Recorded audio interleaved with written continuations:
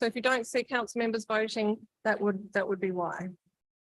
So as my role as presiding member, I'm here to chair the meeting, to keep us all to the meeting procedure, to ensure respectful exchange of ideas and inclusive debate. So I'll run through the moving, seconding and voting procedures in a little bit more detail when we get to general business. But in essence, you being here tonight is fantastic. We welcome your ideas, your proposals, your views and debate. And we thank you for giving your time this evening.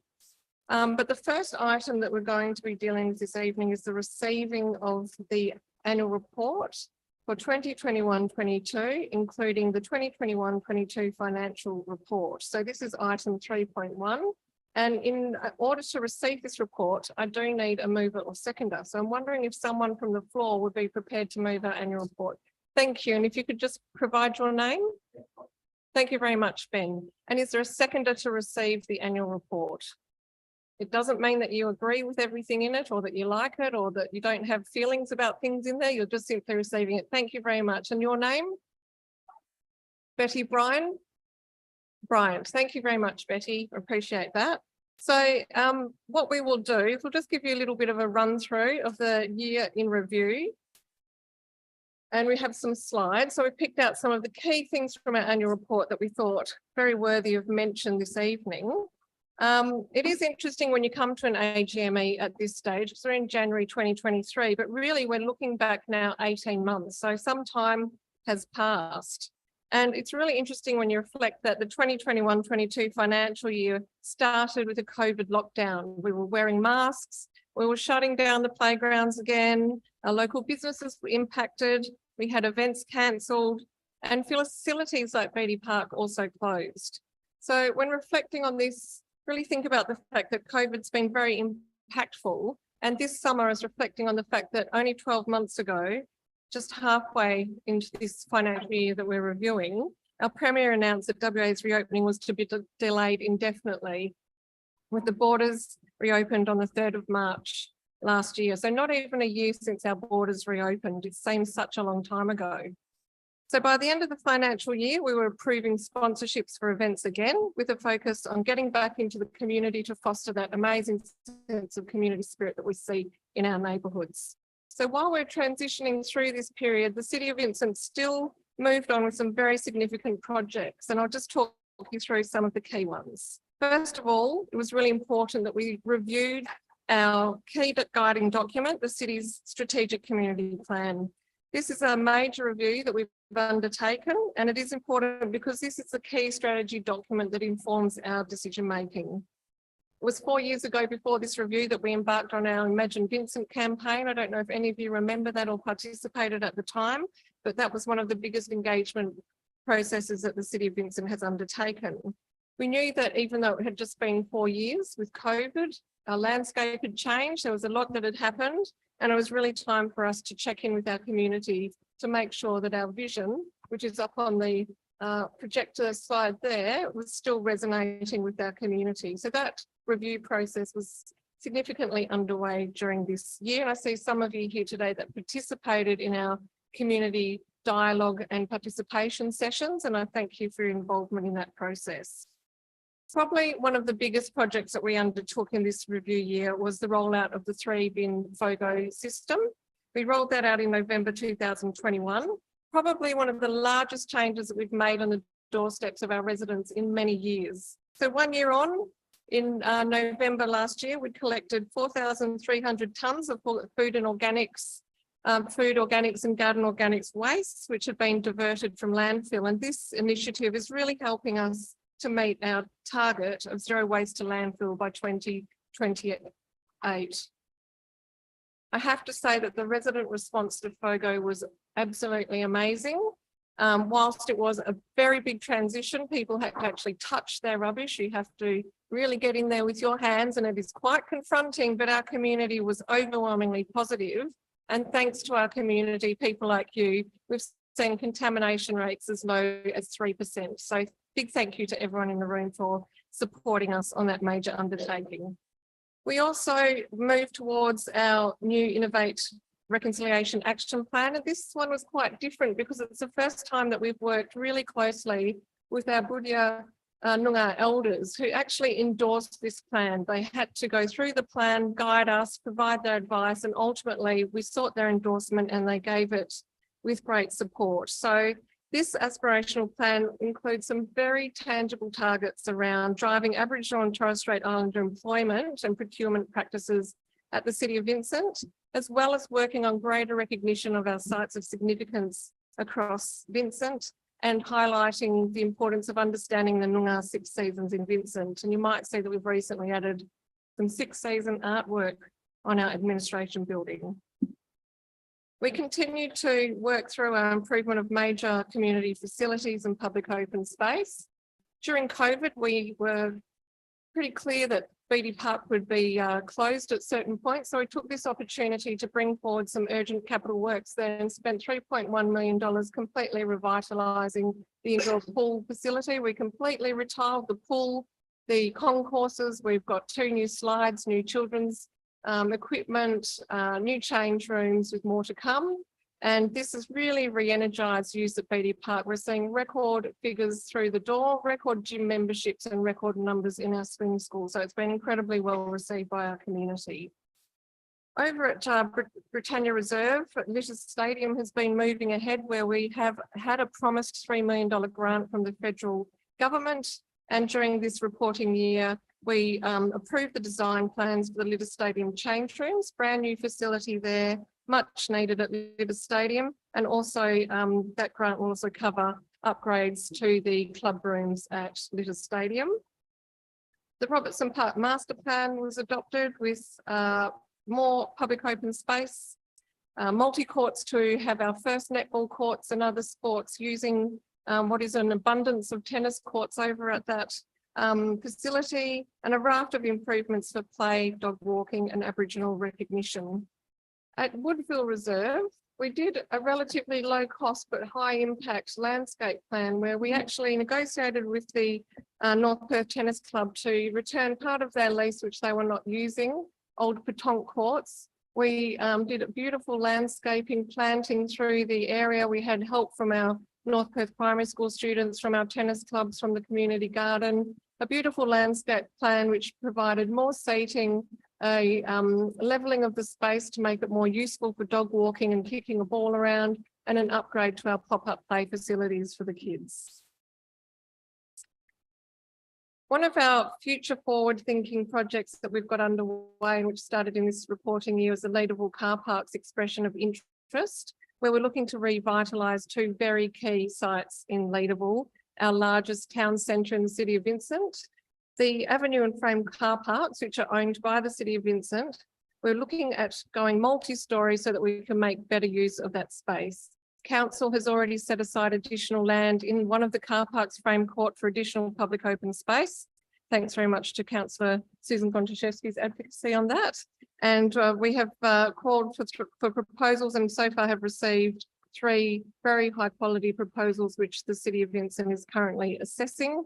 The vision is to see some high quality development that caters for a mix of uses and offers community benefits, and including a deepening of Leederville, new laneways, more population, people living and working in Leederville to help that town centre thrive. So these sites have huge potential, and this is a very rare and exciting opportunity for one of our most popular town centres. We did have a big year in strategy and policy development, and all of that information is in the annual report, but I just wanted to pick out our sustainable environment strategy, which is something that I think many of us, or most every one of us on council, is extremely passionate about, none less than Dan Loden. And we've been really striving to have some high level targets around what we do with our operations. We celebrated becoming the first local government to have 100% car fleet that is hybrid or electric.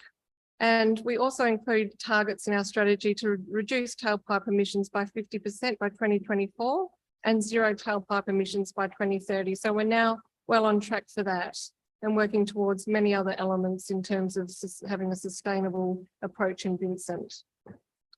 Probably one of the most exciting projects, other than getting your fingers into your FOGO, was the announcement that we would be seeing underground power finally come to the City of Vincent. During this reporting year, we signed an MOU with Western Power to deliver a third of households with underground power.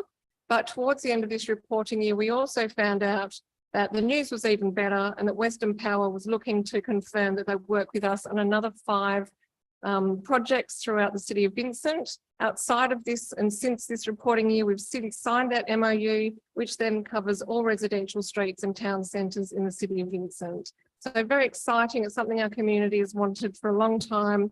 We're all aware of the many benefits around tree canopy, walkable streets, improved public safety, reduced tree pruning costs, of course, network reliability, even increased property prices. But I think one of the things that is not quite so well known is that when we take down the poles, we'll be getting all new street lights for our streets and that we'll be having LED lighting. And I think one of the complaints that we hear about is that lighting in our streets is dark.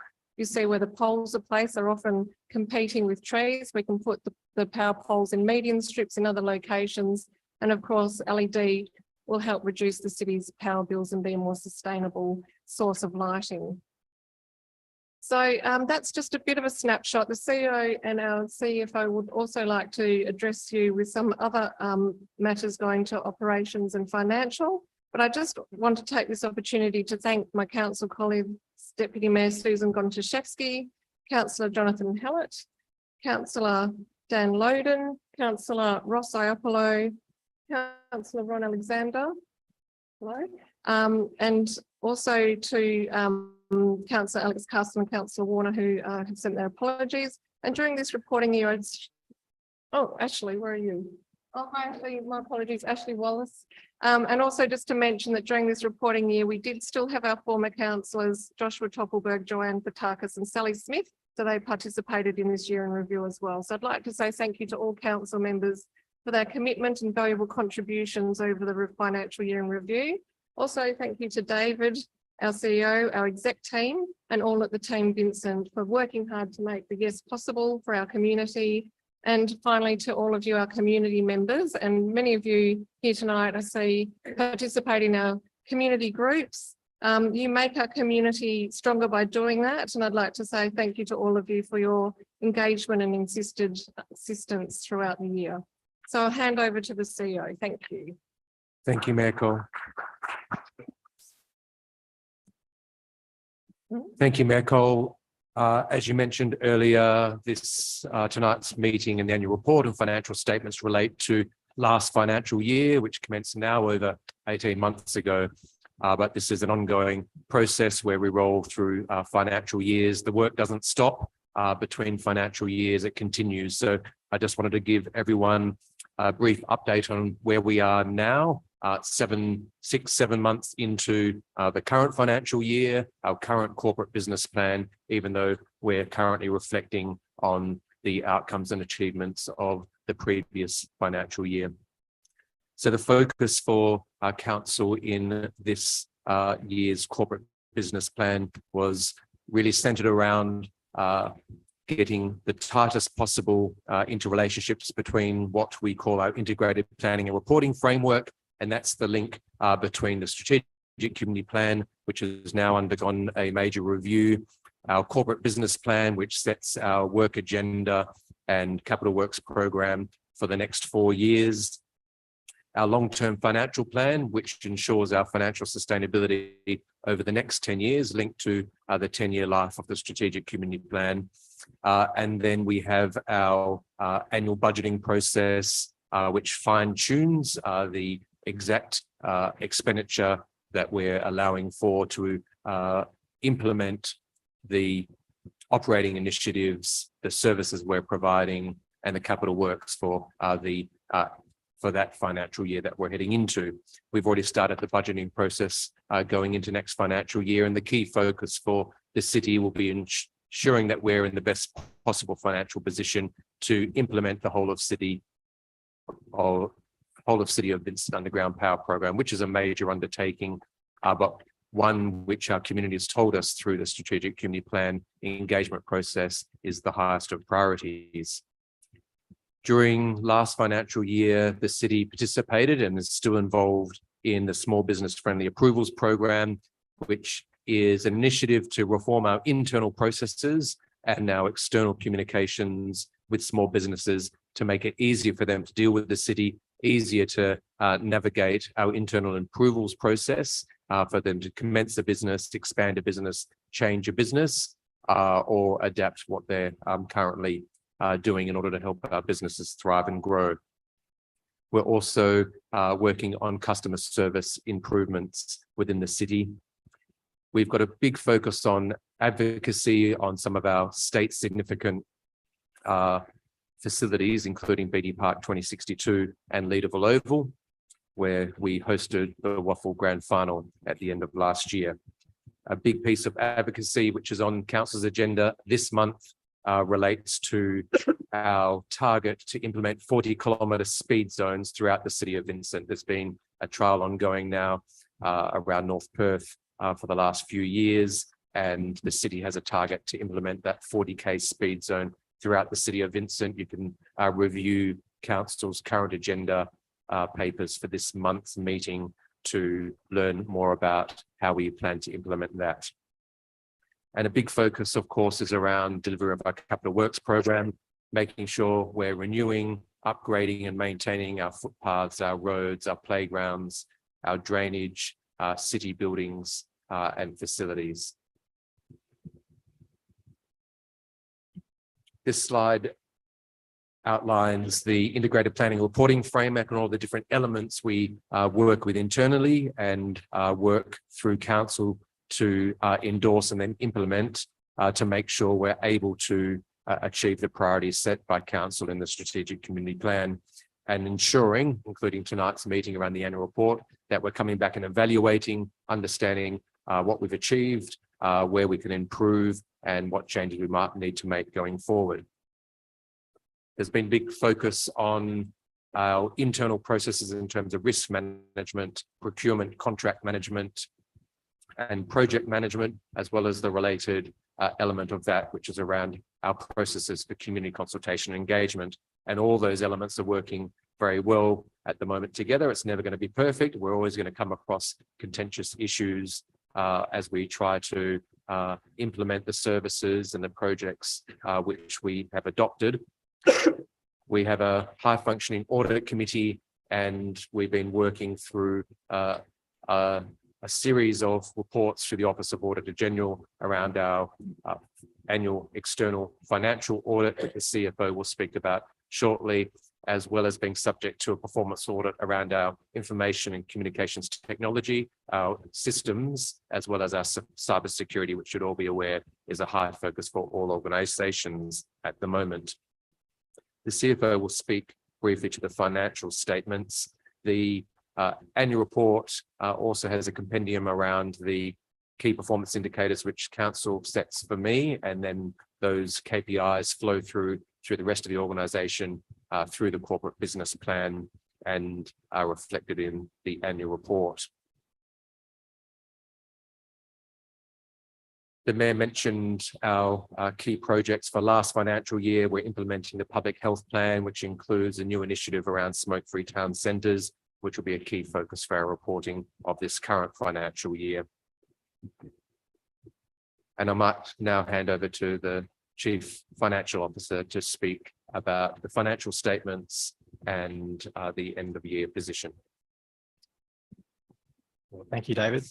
As we spoke about before, FY22, there's a lot of COVID disruption for the city. And as with all businesses, we had impacts to our workforce, supply chains, and service levels. Despite all this, we saw increased activity return to the city in our communities and was further evidenced by record levels numbers at BD Park. Our operating revenue for FY22 presently finished 4.3 higher on the prior year and $2.1 million higher than budget. The net operating result for the city was $4.8 million favourable against the adopted budget. Just like every other business at the moment, inflationary pressures are affecting us as well. And we saw very competitive labour markets and increases to our cost of materials and goods. But pleasingly, the city was able to maintain its operational cost budget and came in $1.3 million lower than budget, a great achievement in the current environment. During FY22, we also, as we planned, paid $7.1 million to exit the RF arrangement with MRC, which will result in a long-term positive NPV for the city. We were also able to invest in the Fogger project and roll out our 3-bin system as we continue on our journey towards zero waste to landfill by 2028. We were able to deliver $9 million in capital projects, and the city continued to focus on renewal over new and focusing on aging assets where the money was needed most. $3 million was spent on roads. We upgraded facilities at Beatty Park and also the new lights at Britannia Reserve. The recovery during FY22 has started us on a journey of long-term financial sustainability, which is a theme of our budgeting process in FY23. We've also adopted our long-term financial plan in September last year, and this theme continues throughout the 10 years. Pleasingly, the city has received a clean bill of health from the OAG, and we received an unqualified order reports and a significant improvement on the prior year, with no significant findings identified in the audit opinion. We've also generally seen a reduction in the audit findings from the prior year and a change in the actual significance of those findings, the natures of those findings. Overall, indicating the city is heading in the right direction with their processes and controls and improvements across the board. So once again, I think given a very challenging year for the city with the impacts of COVID and costs rising, we've done a great job to maintain within our budget and also set ourselves up for financial sustainability in the long term. Thank you. Thank you very much. Reece Taylor, everybody. Thank you, and thank you, CEO. So we do have this item moved by Ben Hodgson and seconded by Betty Bryant. Ben, would you like to speak to the annual report? Thank you, Ben. Betty, as the seconder, do you wish to speak or make a comment?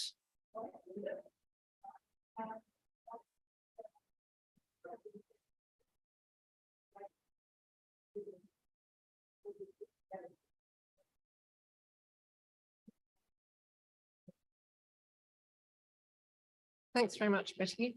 Would anyone else, now it's been moved and seconded, the floor is open to anyone who wishes to ask a question or make a comment on the annual report.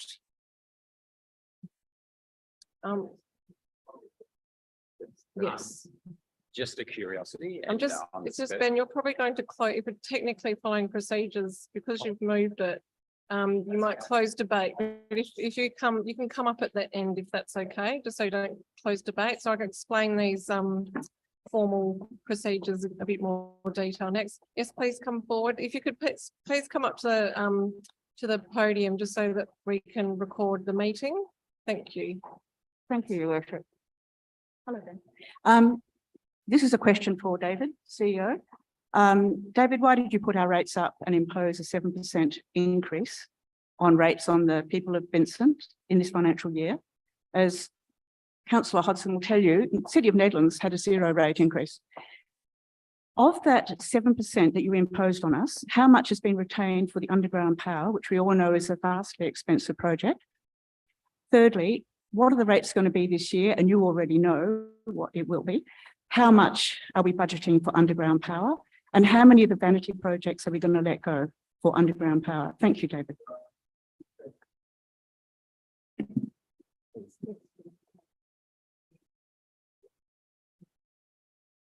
Through you, Mayor Cole, just to comment that the current budget and what Council adopted for this financial year will be subject to the annual general meeting next year, but just a few comments on the rate increase for the current year's budget that reflected a number of considerations. One of them related to the increase in inflation across Australia during the financial year and an overall increase in costs. There were increase in salary costs, which relate to our enterprise bargaining agreement with staff. There was also a strong commitment of council to address what was essentially a backlog in maintenance on a large amount of our assets throughout the city, which I mentioned, whether it was roads and footpaths or buildings, our playgrounds and drainage, for instance. There are some significant commitments which we had to make sure that those assets remain safe and usable and in the quality and the standard that the community now expects of us. You made a reference to underground power and the financing of that, which is continues to be a key consideration for the city. Yes, we noted a 2% contribution from the rates this year in order to go into a reserve to help the city finance underground power over the next 4, 5, 6, or maybe 7 years. Just to explain how that works, the city will be developing a financial model. We'll be putting that to council and for council consideration to adopt about what the model will be for how we do pay for underground power, but it'll be predicated on the user paying for underground power. So that means the property owner who gets the greatest benefit from underground power will be paying essentially the cost which Western Power does not cover through that project. Western Power are contributing a level a contribution to this project which we had never previously contemplated or expected. So this is by far the best offer we've had from Western Power in terms of what the city and our property owners will be charged for, depending on how it's broken down. It is a lot more favourable in terms of the current program we've signed up to with Western Power than the previous state underground power program, which was a competitive bidding process between local councils.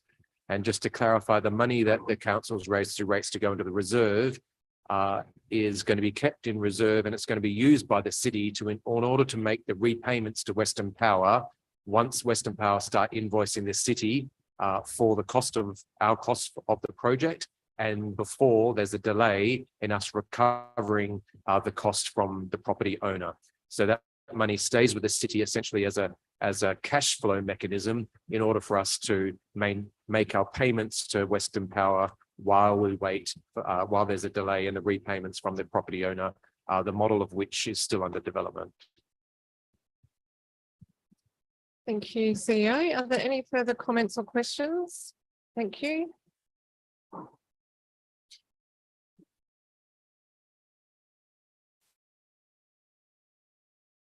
Dudley Meyer Highgate, and it's about the annual report, specifically page 69, which is in the finances. It's the rate setting statement.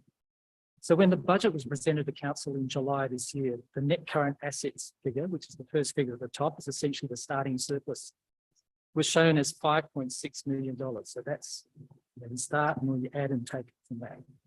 The final audited report shows the figure was actually $6.6 million. It was $1 million understated when the rates were sent in July. And remember, this was a few days after the end of the financial year. The relevance of that fact is that the opening balance in the rate statement being understated by $1 million meant that ratepayers paid $1 million more in rates this year than they needed to in order to finance the operating capital, the reserve replenishment at the level that was identified in the budget. So part of the 7.6% general rate rise for residents and the effective 20% rate rise for businesses after you adjust for the removal of the waste collection service was because the staff made a $1 million mistake. I assume it's a mistake, and we were charged $1 million more than we should have.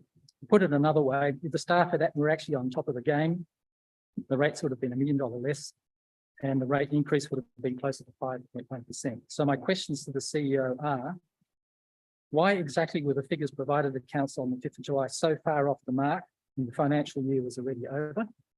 And second, what steps have you put in place, if any, to make sure this doesn't happen again? And a third question, which is not related to that, but related to something you mentioned. Does the 10-year long-term financial plan include the impact of the redevelopment of the East Perth Power Station and the leadable car park redevelopment, both of which will be significant contributors to Vincent's rates? Thank you. Sorry, Dudley, could I just get you to repeat that last question? Sorry, the speakers are facing that way, not this way. Does the long-term, can you hear? Does the long-term financial plan include the impact of the redevelopment of the East Perth Power Station and the leadable car park redevelopment, both of which will happen within the next 10 years? Through you, Mayor Cole, I might just answer Dudley's last question and hand over to the CFO on the preceding questions. And to go back to the previous speaker, did ask about what the rates will be this financial year. We are tracking now against this long-term financial plan, which Dudley just mentioned. There are scenarios within the long-term financial plan, which is a public document on the website where you can see what the forecast will be for rates over the next 10 years. I can send you the link to that document. Each year, council has to look at the changing priorities, the changing external environment, and then calibrate for the financial year what the actual rates will be for the annual budget. But that does relate to the issue that Mr. Meyer raised about accuracy of budget estimates, budget forecasts, and then the actual expenditure once the projects and the financial years have closed. The short answer to Mr. Meyer's question about whether or not we've accounted for the redevelopment of East Perth Power Station and the potential redevelopment of the leadable car parks in the long-term financial plan is no. There's a huge commitment and a strong commitment of the state government to the redevelopment of East Perth Power Station. That is what would essentially be a mega project, would have a huge positive impact on the city of Vincent. But the final, it's not yet at a level of certainty in terms of the agreement between the state government and the preferred proponents, and for that then to be subject to development approvals, construction and finance. It's too uncertain to know at this stage whether or not it'll go ahead. But if it does, there would be a huge positive uplift in terms of the City of Vincent's future rate revenue from a large redevelopment, mixed-use development, office and commercial and residential buildings in East Perth Power Station. And the same point I would make with the redevelopment proposals, which the Mayor mentioned in her opening presentation. That is all still subject to consideration and decision by council.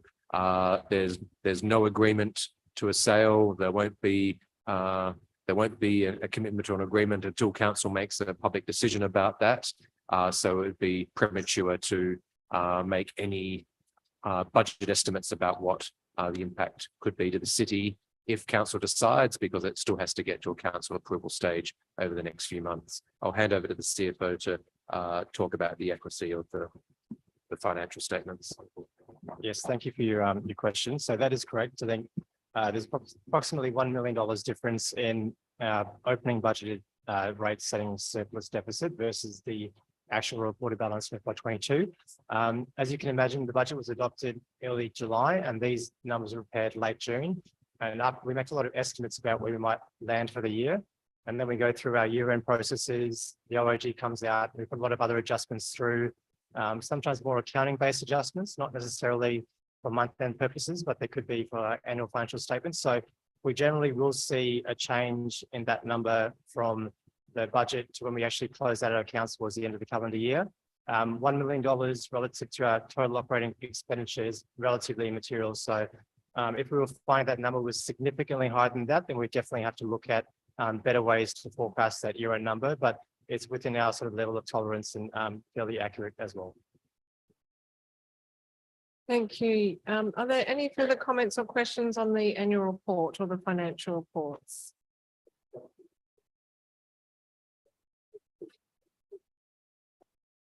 No further comments or questions? Okay, well then I will put the motion that the AGM receives the annual report for 2021 and 20. Oh, sorry, Ben, did you wish to ask a question? Are you sure? Because as a mover, that would mean that you would then close debate. I'm most probably one of your newest ratepayers. I only purchased a property recently. Ben, do you mind speaking a little closer? We're having a little bit closer. Yeah, okay, I'm most probably your most recent ratepayer to join your books. I understand that the annual report and the 10-year program is a living document, and obviously it's going to be hard to predict absolutely the results. I appreciate all the effort that goes into this by administration and the councillors, and I also understand that I've got properties in a variety of different areas, and I do understand that different people have different areas, have different emphasis. The underground power thing, I actually congratulate you taking a brave effort of putting aside an extra 2%. It does show a commitment to putting underground power in, and I do feel that that is important. And I do have property in another area where that seems to be a constant battle that's gone pretty much nowhere. So I appreciate that. I understand also that the inflation rate is reasonably significant, and I do expect that there would be some rate increases. The question I was going to ask was the 2.5% for the underground power, which was going to be an ongoing thing for 4 or 5 years. But my understanding of what was being said, I was sort of wanted to know how that would then be absorbed, because it sounds like that the city isn't paying anything for the underground power. It is the ratepayer and Western Power, or whoever that organisation is. And I was just wondering, will that funds, because it will be, I can understand it's a cash flow thing, what will happen to those funds at the end of that period of 5 years? What will happen to that? That was just a question that was sort of lingering. And I would assume that would be used to moderate rate increases in the future. Thanks, Ben. CEO did talk about the fact that we're going to be dealing with the financial modelling for underground power as part of this current budget setting the next financial year. So that will all be available publicly. We just had our first budget meeting for the year on Tuesday night, and one of the things we talked about was actually holding some kind of participatory exercise with our residents to actually talk this very issue through. We don't have a model as yet.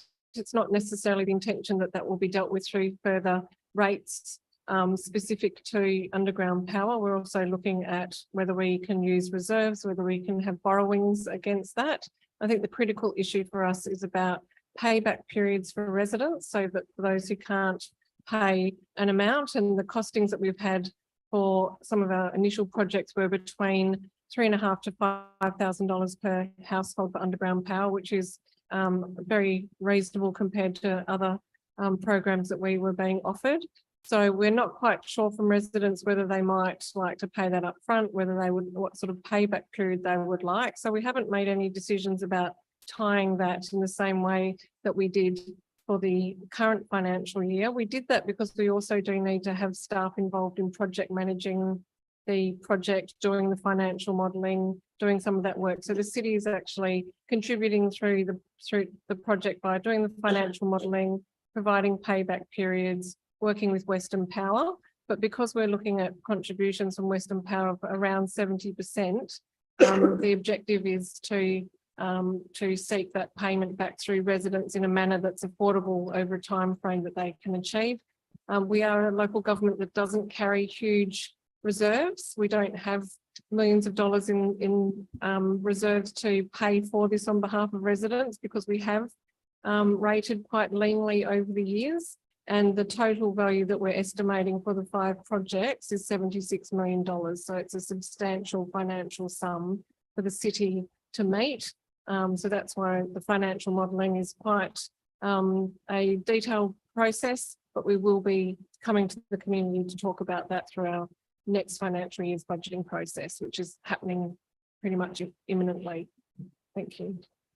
So that has closed debate. So I will put the motion, just to probably state you don't have to vote on any items if you don't wish to tonight, but it's great if you wish to. So I'll put the motion that we receive the annual report for 2021-22. All those in favour?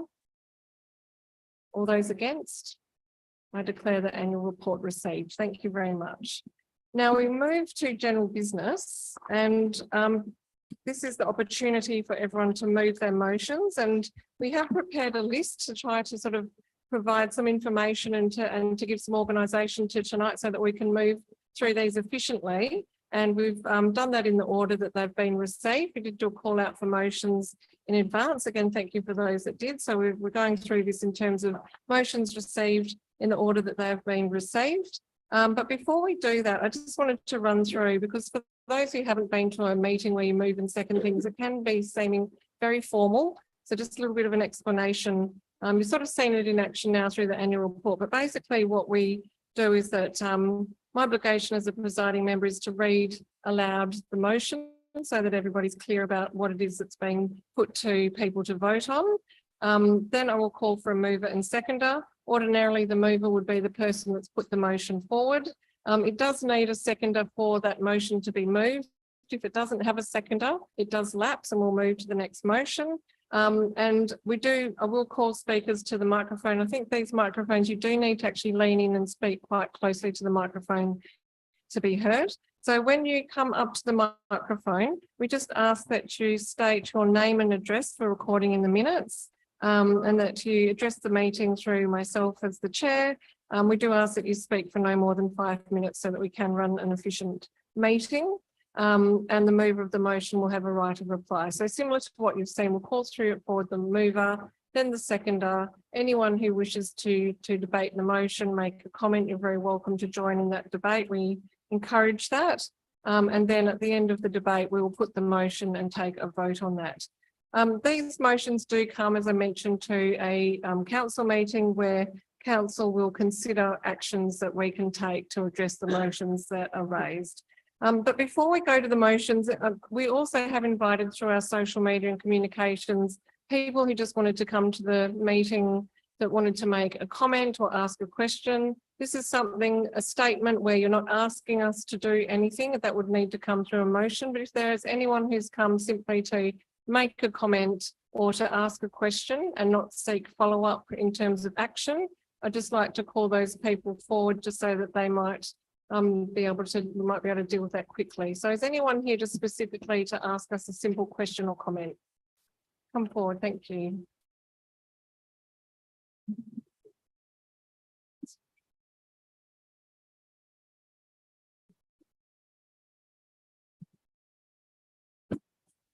Thank you.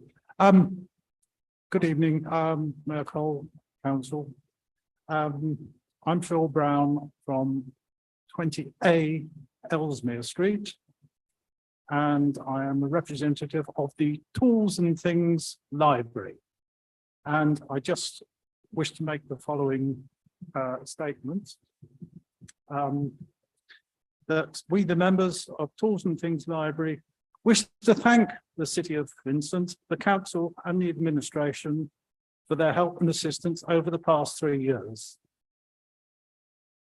This community product has come from nothing in three years ago to a place where we now have 170 subscribers from the local community.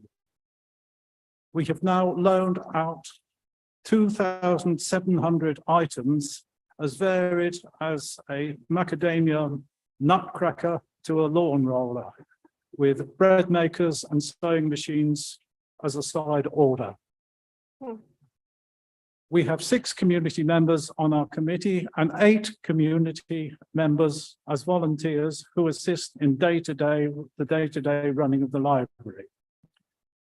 The City of Vincent building from which we operate has been gradually improved, and as our demand for space has increased. Indeed, further upgrades are in the offing. Throughout this period, the City of Vincent has been supportive and encouraging, and whenever asked, have reacted promptly to any request. We, as a group, have made new friends from different age groups and backgrounds. Even foreign tourists have come to visit us for the conversion of their SUVs to camper vans prior to their tours of Australia. We've had 4 such people out of the blue just turn up, or I think there's a network in the going around, younger people, that you buy your SUV in Perth, go to the Tools and Things Library and hire the tools and convert your SUV into a camper van. We wish to thank the Mayor, the councillors and the administration and the local community for their support. And as a side note, just to let you know how far City of Vincent is in front of others, we've been approached by the City of Stirling to give them a tour of our library and how it works. Thank you. Thank you, Phil. That's very much appreciated. And having been at the Vincent Sweep event organised by Transition Town Vincent, where you first made the pitch for this idea, and to see the impact that you're having now, it's incredible. So congratulations to you and everyone at the Tool Library. Are there any other comments or quick questions before we move to the motions? Okay, thanks everyone. Well, first up, motion number 1 is from Lloyd Blake OAM, the Executive Officer of the Mount Hawthorn RSL. Welcome, Lloyd.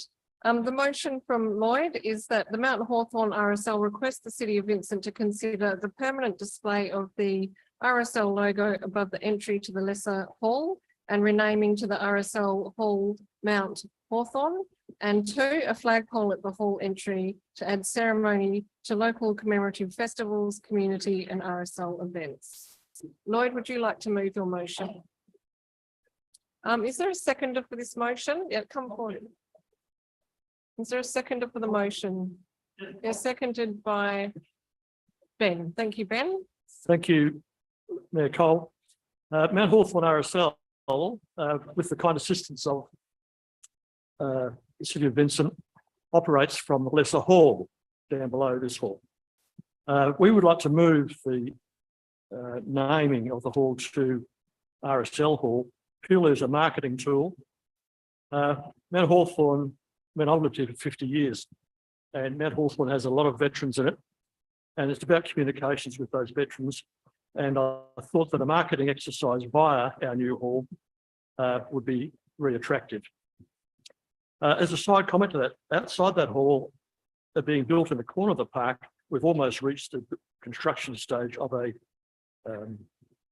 bandstand, a stage, and we have a provisional booking with the police pipe band and the Navy brass band, who said they'll play for us if we can give a date. So we're getting ready to communicate. Our problem is communicating with our public here and getting the veterans to join the RSL branch here in Mount Hawthorn. So naming the hall would be great for RSL purposes. A flagpole would add some ceremony.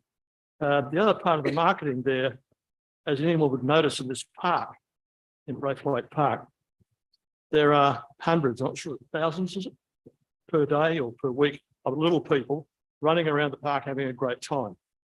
The parents of those children, if they see the RSL sign, they go home and tell their parents, did you know that the RSL hall is up there in the park, at Braithwaite Park, where we go every day or every weekend?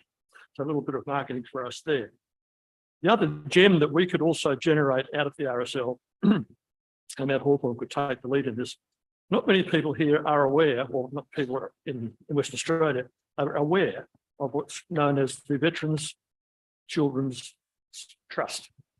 It's a trust of funds that are raised by the veteran community, veteran groups across Australia, and they provide scholarships for the children of veterans. We will do the marketing of that through our new hall, a new named hall. For example, the bursaries and sponsorship scholarships are for tertiary education. They're between $4,000 and $6,000 a year for 3 years. To be eligible, you have to be an Australian resident, probably receiving off study, and be a child or grandchild of an ex-service veteran. And children, because I guess soldiers and sailors get around a bit, the child means an adopted child, a stepchild, or a foster child. Grandchildren of the children of the veteran's son or daughter. And all they have to have done is a 3-year full-time service commitment. They're enrolled in a tertiary course at university or TAFE and to study full-time.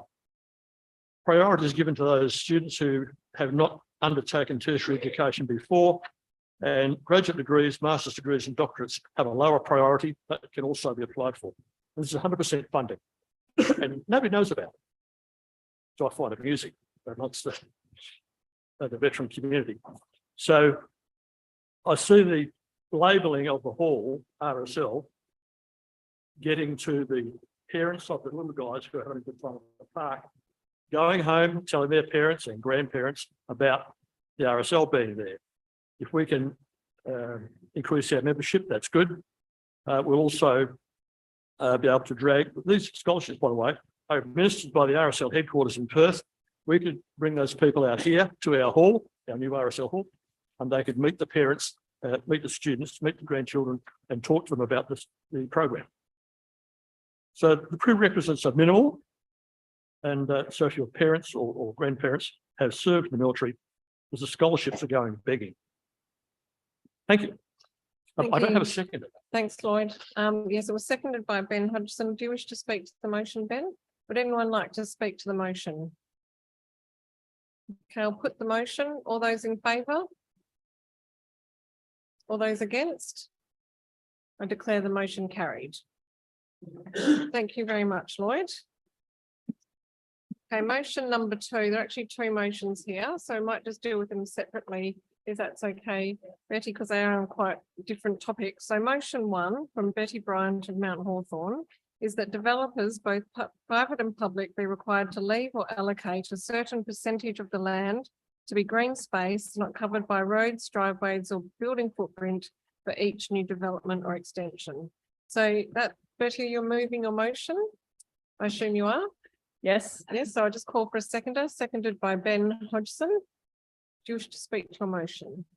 just briefly, we're relatively new to this city and think it's fabulous. So, but people move in here because it's a leafy green suburb.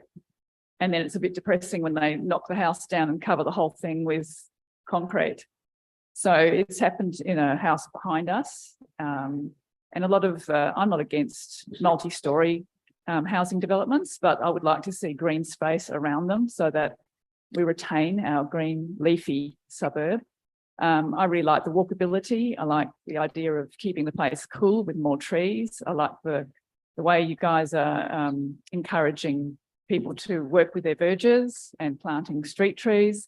And I just think if there was a percentage of the block that had to remain green, so no swimming pool, no driveways, no, just green, I think it would be better for our city, it'd be better for biodiversity, it would be better in terms of linking our 48 parks together with corridors of green. We need space, we need the birds and insects, they need to be able to move between those parks. And so that was my concern and suggestion that we look at it. I'm not saying what percentage, I'm not a town planner. I imagine you guys could sort that out. I would guess maybe 15%, but I really don't know. Thank you. Ben, do you wish to speak to it as a seconder?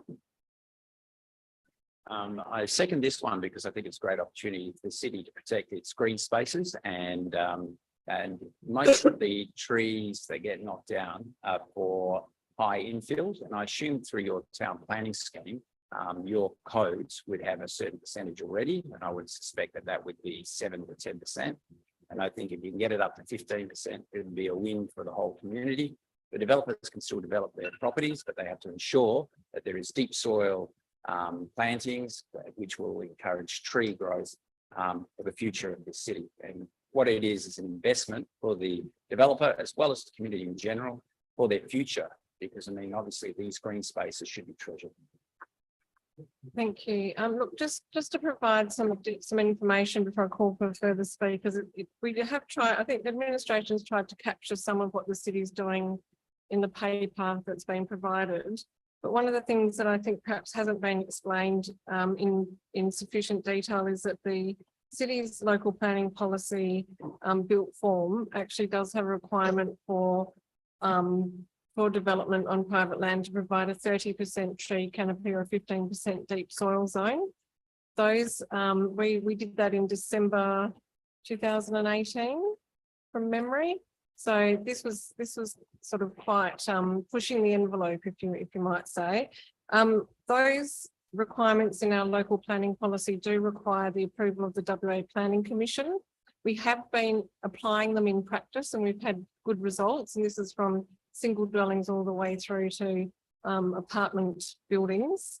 But because the state government has been going through their review of the medium density R codes, they have said they're not prepared to sign off on our departures from the standard provisions. But in effect, we've been giving that what we'd call in planning due regard and applying that at our council meetings and under delegated authority. So we've attempted to do it. We haven't had approval, but we've been doing it with what I would say has been quite good success. And when we've been to talk to the WA Planning Commission about this, we've been able to demonstrate that developers, the sky hasn't fallen in and that developers have been quite willing to do that. So there's certainly a determination and willingness from the City of Vincent to do these things. We just haven't had that formally approved, and it doesn't necessarily talk specifically to open space. It talks more about deep soil areas, but if you have deep soil by nature, you can't be having hard stand on those deep soil areas.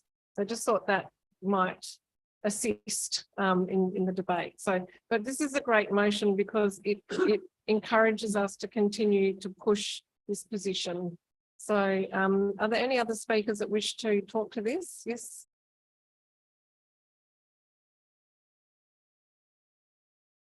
Thank you. My name is Narelle O'Neill. Just picking up on that point, absolutely agree with it, and I think it's fantastic.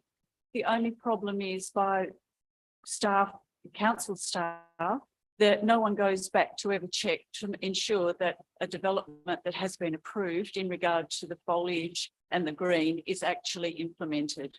So while it sounds fantastic and it looks really good in all of the development applications, no one from the council ever ensures that the developer has actually implemented what they said they were going to. And I just think it's important that the community knows that.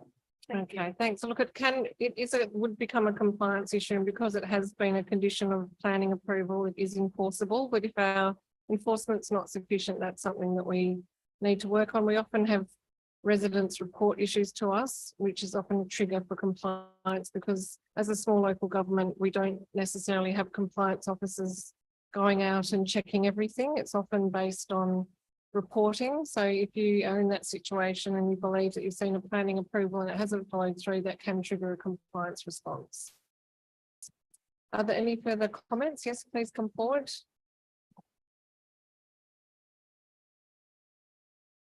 Thank you. My name is Michael Rosario. I live on Thompson Street. My neighbours, now 3 neighbours, are on 600 square metres of land.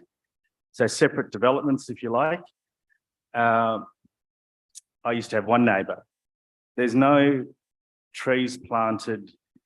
There might be that provision for deep soil, but if the individual owner doesn't want to take up putting in mature trees or developing anything like that, then once again, you have this infill, parapet walls, 2 stories, no green. So in trying to do things in retrospect, you're going to knock on someone's door and say, plant a tree. I don't know how that's going to go down, but the more infill that comes, without a developer being involved directly, the less chance we've got of maintaining the leafy suburb that we all know. And Mount Hawthorn's different to North Perth, if you like, a bit more inner city. I think that needs to be taken into account. Otherwise, we'll have lots of infill and we won't have any green. Thank you. Thank you. Are there any further speakers on this motion? Okay, I'll put the motion. All those in favour? All those against? I declare the motion carried. Thank you. Betty has motion number 2, that the use of rodenticides be strongly discouraged, and in particular the use of 2nd generation rodenticides be banned from use in the city. Betty, do you still? Oh, you are there. Okay. Is there a seconder for this motion? Seconded by? Thank you very much, Gary. Go ahead, Betty. So one of my hats is being part of BirdLife Australia, and it is a campaign of BirdLife Australia to raise awareness with the community as a whole about the dangers of rodenticides. We all hate rats, I get that. But the 2nd generation rodenticides, which are freely available through Bunnings, are anticoagulant, but there's a delay between when the mouse or rat eats the bait to when it dies. And if an owl or a cat or a dog eat those rats or mice, they are affected. My brother actually had his dog in vet for a very expensive 3 days, having eaten one of these rats. The problem with these anticoagulants is they stay in the body, they don't disseminate, whereas the older ones that had warfarin in used to disseminate. So if an owl ate an infected rat, several days later, and it would be out of its body. So we're killing our owls. There's scientific research showing that it's clearly happening Australia-wide. The second generation SARs are actually banned or restricted in America, Europe, and UK already, but there's no such restrictions within Australia. There doesn't seem to be any kind of appetite for restricting the use of these second generation rat rodenticides. So I guess we're a progressive place. There's actually a boobook owl at the moment living in the Les Lillyman Reserve. So I'd really like that owl to stay there and not be killed by a rat that's been poisoned. So I guess it's considered certainly discouraging them, looking at alternatives to rats. There is information available through BirdLife Australia about alternatives, and particularly, I guess, banning the second generation ones, which are the ones that have the long-term effects with our pets, our owls, our raptors, tawny frogmouths. Any of those things are likely to be killed. Thank you. Thanks very much, Betty. Gary, as a seconder, do you wish to speak to the motion? Okay, are there any speakers on the motion? Okay, I'll put the motion. All those in favour? All those against? Declare the motion carried. Thanks very much, Betty. Okay, motion number 3 is from Paul Kaplan of Leederville. This is in relation to Australia Day. The motion reads, celebrating Australia Day on 26th of January does not reflect the core values of the Vincent community of tolerance, inclusiveness and empathy. Therefore, I move that the City of Vincent Council does not hold citizenship ceremonies on the 26th of January, that citizenship ceremonies be held before 26th of January, that the City of Vincent Council voice their support for the movement to change the date of Australia Day. Paul, before you speak to this, I'll just see if there's, I'm assuming you're moving your motion. I'll move it. Yes. Is there a seconder for this motion? Seconded by Councillor, Ashley Wallace. I don't know the Corey Councillor Ashley as an elector. Go ahead. Thanks, everyone. I've been living in Leederville for 30 years now, and I love it. And I congratulate the council on contributing to a wonderful, vibrant, and I'd like to think progressive thinking community of Vincent.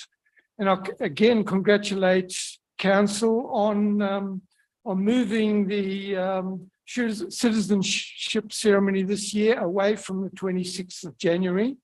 And I hope that will continue through as it continue through the council. And I'm putting forward to council that we hold the January citizenship ceremony before the 26th of January, because being a migrant myself in the 1970s, it does cause you a lot of anxiety as a migrant, your status and your uncertain status, and you are hanging out for that full citizenship. And the earlier we can hold those ceremonies, the more I believe migrants will appreciate council's efforts. And so I say to council, let's have as many of these ceremonies as possible and as quick as possible.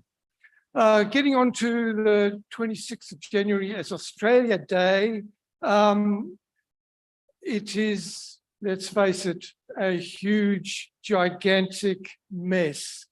To celebrate on that day, which is for many Aboriginal people a day of pain and sorrow and sadness, goes against all our values.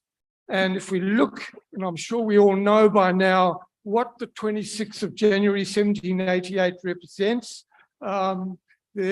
basically the eradication and the dispossession of Aboriginal people from their land, which they had inhabited for over 60,000 years. And there have been 331 massacres identified, including 41 in WA, including the Pinjarra massacre of 1834, where 30 Aboriginal men, women and children were killed, led by James Sterling, named after that council next door here, which is a disgrace, and the 1886 massacre in the Kimberleys, where 200 Aboriginal people, men, women and children were killed, and of course the 1926 Umbulgari or Forest River massacre. And it's not only just the massacres, as I say, it's the dispossession, it is the rape of the Aboriginal woman, it is the violence towards the Aboriginal community, it is the discrimination and the exploitation that the Aboriginal community endured from that date. And people say, the naysayers say, forget about the past. But unfortunately, it is so linked to the present, to 2023, whereby the gap between Aboriginal and non-Aboriginal people is so wide, and many Aboriginal people suffer dire poverty and homelessness, generational trauma, and we know all about the deaths in custody. So I say to council again, there is a big campaign out there by councils all over. Freo is in, Fremantle is in, Tasmanian councils, Yarra City in Melbourne, City West in New South Wales, Launceston in Tasmania. Let's join them. Let us add their voice to it. Let's find a date that is in keeping with our values of inclusiveness and tolerance and support for the Aboriginal community. Thanks very much. Thank you, Paul. Ashley, a second, did you wish to speak? Okay. Are there any other speakers on this motion? Yes, Mari, come forward.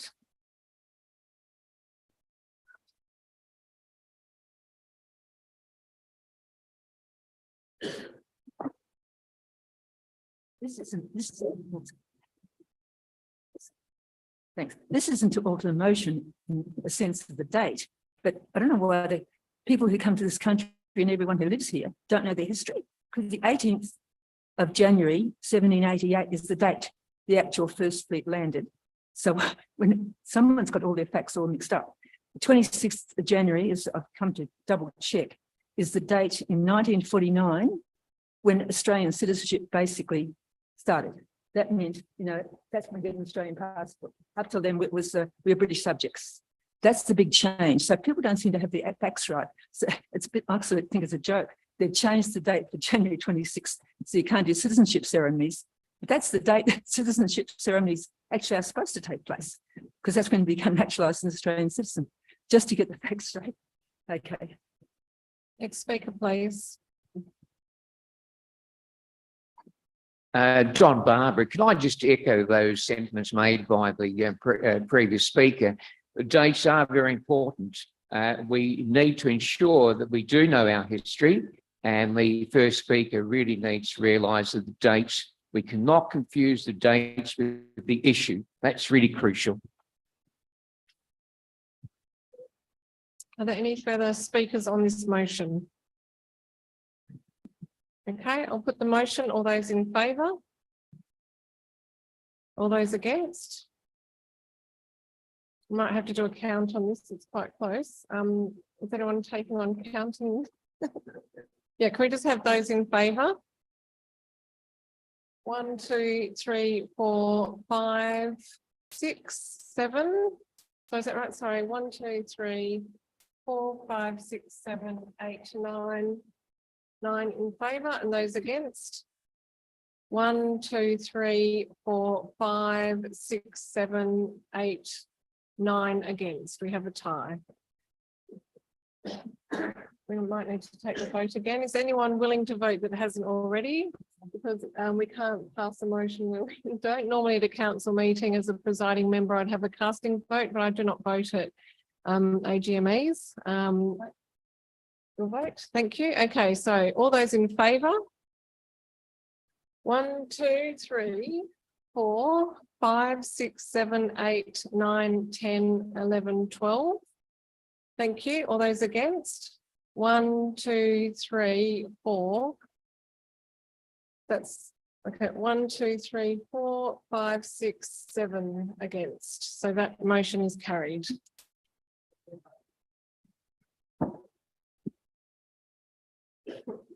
Okay, so next motion is from Linda Harris of Brentham Street, Leederville. This is not happening. Not happening. Okay, that one's.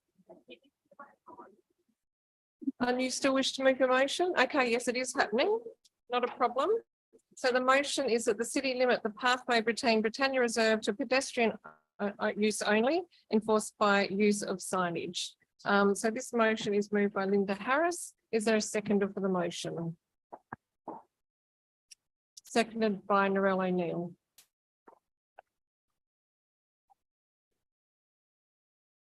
For the elderly, people with prams and in wheelchairs or mobility scooters, plus toddlers learning to walk, Britannia Reserve is becoming quite a dangerous place. This is due to the increased number of speeding cyclists, particularly e-scooters and electric skateboards.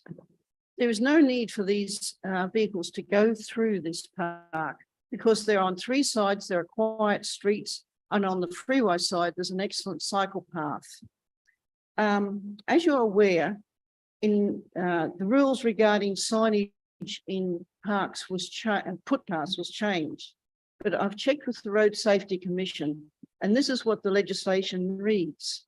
Cyclists of all ages may ride on footpaths in Western Australia, and this is the relevant bit, unless otherwise signed. This park is very close to the retirement village, where we have a lot of elderly people use this park for their recreation. Besides this, there's a nursing home just across the Brentham Street, and a lot of people come out with their elderly relatives in the wheelchairs. Plus, we have, as I said, the prams and the little toddlers. This group of people can't get out of the way of cycles, and it is becoming really very dangerous. I live next to the park. I go there a couple of times a day. There is actually a sign saying pedestrians only within the park at the end where the stadium is. It shows a sign with pedestrians only. You may be aware of Bayswater Gardens. They have a designated area for pedestrians only. Their sign is like this. I would strongly recommend that something like this be put on those in the park where the bitumen paths are. These paths were originally put in to help this elderly group, especially from the retirement village. So it is a dangerous thing, and I would strongly recommend this be considered. Thank you. Thank you very much, Linda. Narelle, do you wish to speak to the motion? Thank you. I'd just like to add, it's also extremely dangerous for dogs. It's an off-leash dog area, and I've lost count of the number of dogs that have been injured by speeding cyclists. So that, I think, is also a huge consideration. Thank you. Thank you. Any other speakers to this motion, please? Okay, thank you. I'll move the motion. All those in favour? All those against? I declare the motion carried. Thank you very much for that, Linda. Next motion is from Benedict Hodgson. This is in relation to, are you happy for us to deal with these together, or do you like? Yeah, I can do them together. Yeah, I believe that that's on the same matter, so I think we can deal with it together if you're happy to. So to be read together, that the City of Vincent addresses the safety issues for pedestrians at the corner of Fitzgerald Street and Newcastle Street in this financial year 2022-23, that the City of Vincent places a bollard or visual deterrent to offer a pedestrian refuge and protection of the heritage listed building on the corner Newcastle Street and Fitzgerald Street, similar to what exists on the City of Perth side in the aforementioned intersection. Is there a seconder for this motion? Seconded by James McDougall. Thank you very much, James. Go ahead, Ben. Look, I thank all the councillors and the responses that I've received from emails that I've sent. Look, I purchased a property on the corner there. There's a cafe and I work in the cafe and I look out onto that intersection from this probably 7 or 8 hours every day. And I see that there is a definite conflict between pedestrians and vehicles. And I think it's serious and I couldn't live with myself if I allowed someone to be injured because of that conflict not being recognised. And the problem is that cars are coming around the corner, not realising that the priority is to the pedestrian. So therefore, on numerous occasions, I've had to actually come out of the cafe and walk people across the road because they're actually scared to walk across the road. Even though they have priority, the green light says they can go, cars are coming around those corners. The only signage that tells them that the pedestrian has the right of way is something that is, I guess, about 60 or I should have measured it, but it's quite small, a small sign, set back quite a distance from the actual turning point. So it is ignored. So the reason that I moved this motion is that I see it every day and I see virtually anybody crossing that crosswalk has to give way to the vehicles when it should be the other way. And it's the signs are there. I would suggest, I'm not a traffic engineer, and I don't claim to be, but I would suggest either a dedicated pedestrian cycle, but given the amount of traffic that comes on that might not be realistic, but at least some sort of flashing pedestrian sign such that the drivers, when they're coming around, there will be some sort of visual cue bigger than what exists at the moment. Now, I do appreciate that on my correspondence, there is some work being done by the city with the Main Roads Department, but I do feel that if this is sort of like in this forum, it sort of may give it a bit more weight and encourage the Main Roads Department, because I'm sure you as councillors and the administration do appreciate that one key goal that you will all have deep to your heart, is the safety of pedestrians. The second one is most probably a little bit on the self-interest side to a bit, but the building that I bought is a heritage listed building. It's either on the first or second category. And the nature of that corner is such that trucks cut the corner. Okay, so quite large cuts. Trucks, when they cut the corner, actually hit the veranda that stands across. Now, I've had that property since March of last year, and I had it fixed once, and now it's been hit a second time by vehicles. So I noticed that on the City of Perth side of the intersection, there are bollards, which my guess is add to a pedestrian refuge, offers protection to refuge for pedestrians, but it also is a visual indicator that a truck will damage down below, because where it's being hit is quite high. It's probably three meters, so it's large trucks that are doing it. And at least if it's down at eye level, close to they will take action and steer a bit further around. Trucks can actually get around that corner, but they actually have to, steer properly. And I have to pay $1,000 every time someone hits it, because my insurance, I have to pay the first $1,000. So I don't want to be doing that for the rest of my life. So, okay. So hopefully, and it is, and I'm sure the city values its heritage, its built heritage. And I hope that the city will push with the Main Roads Department, because I'm not 100% sure who's actually got the authority, whether it's Main Roads, the City of Vincent. When I rang up the Main Roads, they sort of implied that it was you guys, but I think it's a cooperative situation. So any help would be greatly appreciated on both those issues. Thank you. James, do you wish to speak to the motion as the seconder? So like Ben, I'm a relatively new resident, but I'm a returning resident, having lived in the City of Vincent about 20 years ago. And that's the time when I purchased a property within the same building, and I lived in it at that time, and am now living in it again. So I just want to make a couple of comments about, I suppose, the context of that corner of the city, which is a gateway. It's a gateway to Perth, to Northbridge and to Vincent. And it can work effectively as a gateway. For me, it feels a little bit like unfinished business from the Northbridge redevelopment when the Northbridge Tunnel was built, when there was a conscious effort to bring residences and small businesses to a part of the city, to a part of Northbridge that perhaps had been neglected. It feels like that this issue as a traffic management issue and an issue about the amenity of that particular part of the entrance to those three areas, Perth, Northbridge and Vincent, has kind of gone ignored, or at least hasn't been followed through.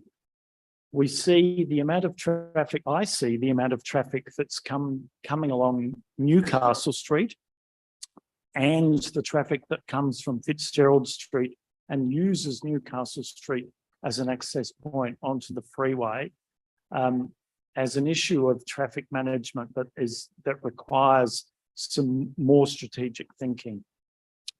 Carr Street, the next block up, is relatively unused. It could be a passageway for a lot of this traffic, and there's an opportunity to develop that particular stretch of Newcastle Street in the same way that Newcastle Street has been developed further on into Northbridge. It's also a pathway between that part of Northbridge and Leederville, but it is an area that feels neglected. On the particular issue that Ben has identified, I can also confirm that our building has been hit by trucks, not just recently, but over a period of time. It's particularly an issue for Ben since he has the corner property, and the trucks literally rip part of the building off as they come around the corner. And the issue of pedestrian safety is obvious. But I just wanted to also put it in the context of how that otherwise neglected part of the city of Vincent could be developed and supported into a much more pedestrian friendly space. There are more people living there. There are more businesses. There are more small businesses. And so I think it's an issue that's not going to go away, but actually provides an opportunity to really improve the amenity of that part of the city. Thank you. Thank you very much, James. Are there any other speakers on this motion? Okay, I'll put the motion. All those in favour? And all those against? I declare the motion carried. Okay, moving to motion 6. We do have two motions and they are quite different, so I don't think we will need to deal with these separately. Karen, are you here this evening? Karen's not here. Was Karen expected to be here? Okay. What we'll do is we'll deal with people that are in attendance first. I'll put that one on hold for now. We'll come back to that. Paul Baran, sorry, this is terrible pronunciation. Paul Baran-Kowitz. So just in interest of time, so motion 7 and 9 are the same thing. I'm Jennifer Hart, and Paul, don't ask me how to pronounce his surname either. So if you're happy to combine them, they're the same issue. Yes, if you'd like to. So you're taking up those two motions as one? Yes. Okay, thank you. That's appreciated. So in 2000, oh, sorry, do you want to read the motion? Yes, so do you want me to read your motion or Paul's motion? Oh, probably number 9, mine. Sorry? Number 9. Number 9. You like to prefer your own? I get it. So motion number 9 from Jennifer Hart moving is that Menzies Street, North Perth, that a review of current access and traffic flow is undertaken with considering changes to the cul-de-sac or one-way, or to make the street one way to reduce a run effect and speeding cars. Is that, thank you. Sound okay? Yes. Okay. And is that seconded by Paul? Thank you, Paul. Since we put this in, we discovered that in 2012, the council actually did some traffic studies of Menzies Street when they were reviewing the parking arrangements. And they did deem at that time that it was a rat run onto Fitzgerald Street. I guess we're asking to review the current traffic management treatments, given issues when using your car or bicycle around visibility. So exiting from Shoal Lane onto Menzies, for those that don't know, Menzies runs parallel to our beloved cafe strip on Engove Street. So when exiting from Shoal Lane onto Menzies Street, you have to actually pull into the middle of the road because your visibility of oncoming traffic is blocked by parked cars, thus making it quite dangerous for cars and particularly cyclists. And also when coming from Woodville Street and turning onto Menzies Street, given that the parking is all the way to the top of Menzies Street, cars quite often end up almost head on with each other if you're not aware that you need to pull wide to one side because of oncoming traffic. So effectively, because of the parking arrangements, it's already a one-way street at the best of times. And we have quite a lot of cars speeding at peak hour traffic as people use that as a quick cut through to get to Fitzgerald Street rather than going down Angove Street to the traffic lights. So I guess, again, I'm no traffic management expert, but reviewing what are the options to improve safety and reduce speeding cars down Menzies Street. Thank you. Thank you very much for that, Jennifer. Paul, do you wish to as a seconder, do you wish to speak to the motion? Okay. Are there any other speakers on the motion? Okay, I'll put the motion. All those in favour? All those against? I declare the motion carried. Thank you very much for that. That's gone through.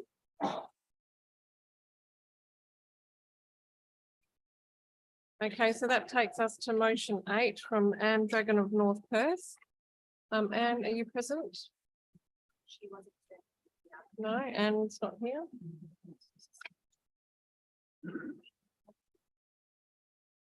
No, sorry.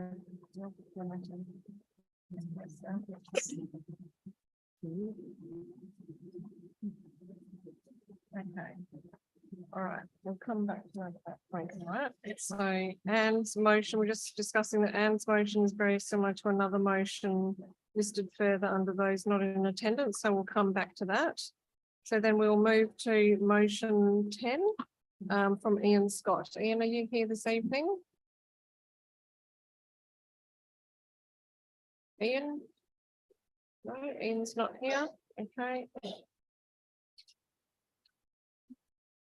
And the last motion for those in attendance that have submitted in advance is Don Barber. And this motion is, I'm assuming you're moving this, Don, that the council immediately approves the removal of the $1 levy at the View Street and Rosemount Hotel car parks and does not discriminate between the parking facilities at Flinders and Coogee Street, Mount Hawthorn, and in the aforementioned area of the heart of North Perth. And 2, that council approves the parking facility at View Street and the Rosemount Hotel receives the same free 3-hour parking as those in the heart of Mount Hawthorn. Is there a seconder for this motion? Seconded by Jennifer. Thank you.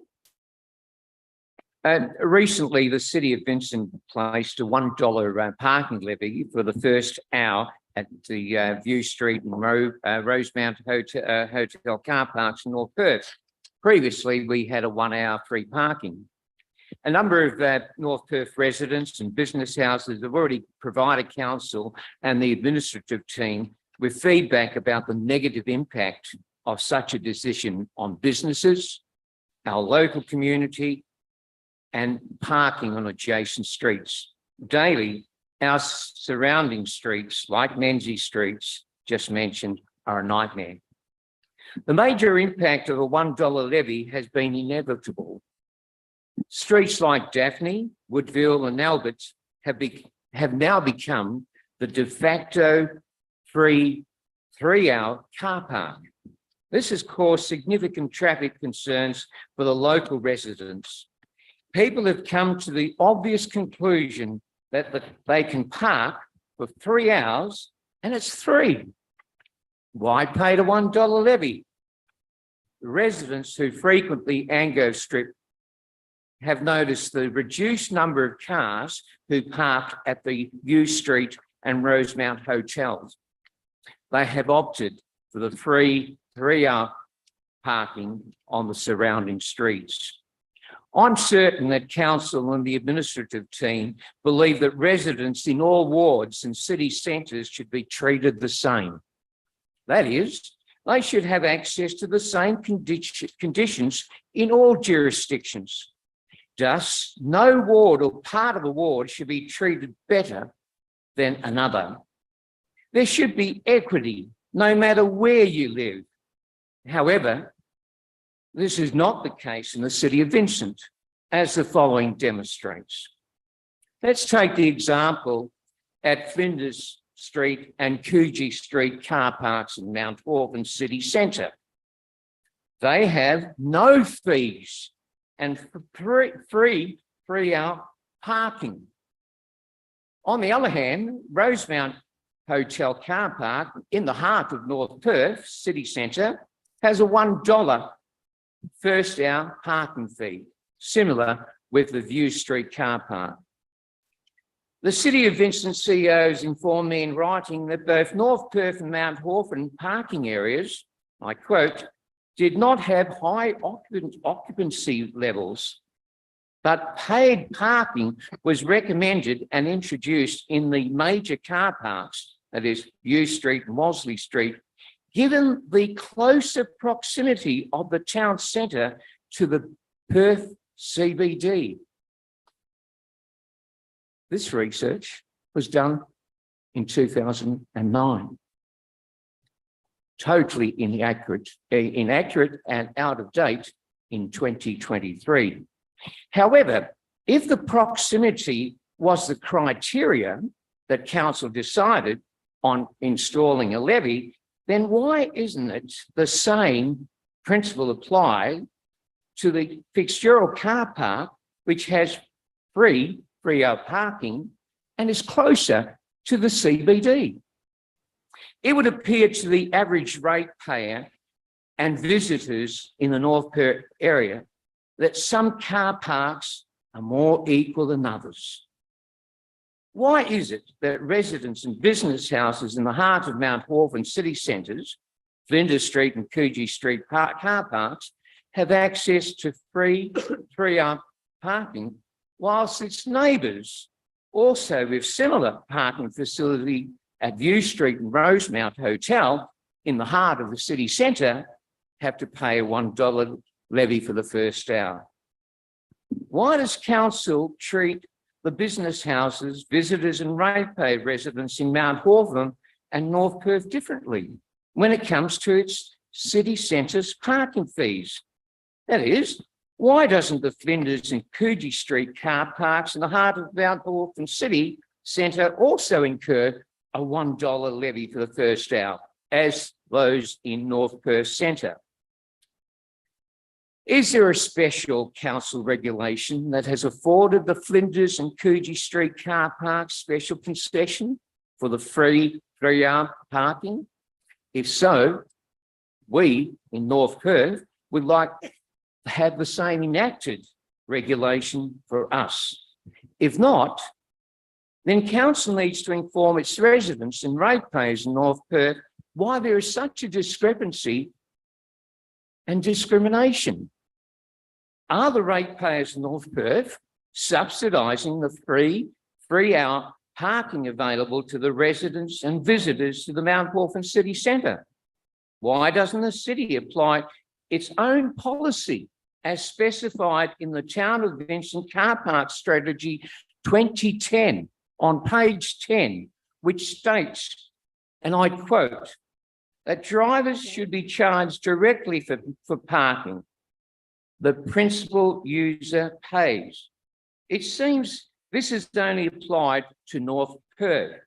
And in addition, why isn't council adhering to its principle as stated on page 18 of the same document to promote equitable and transparent allocation of parking spaces across all user groups? I'm certain the councillors would agree and are eager to address the aforementioned anomalies to ensure that equity, which is a key principle of the City of Vincent, is seen to be true for our city. And hence I propose the following motion as has been read. Thank you very much, Don. That was seconded by Jennifer. Would you like to speak to it, Jennifer? Thank you. Just a very quick comment. So the flow-on effect from the paid parking is if you want to attend the post office or the plaza, there's no street parking.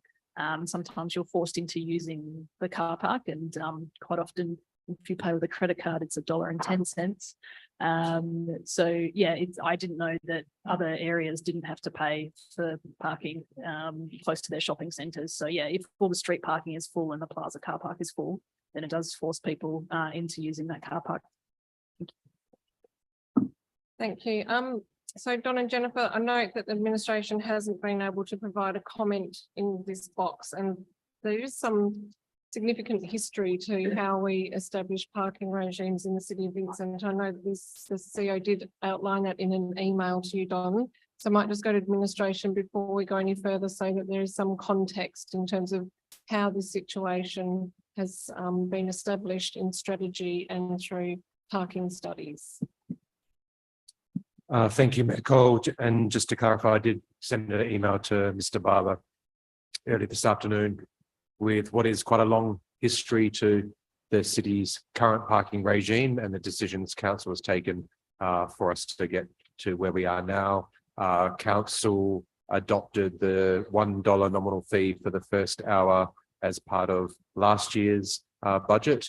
And as part of that decision, council has asked administration to come back with a report to council in April to report on what we understand the impact has been, both intended and potentially unintended impacts of that in terms of usage of those car parks and some of the issues which residents may have raised with us during this period, to understand whether or not we do need to make any adjustments and provide further advice to council on that.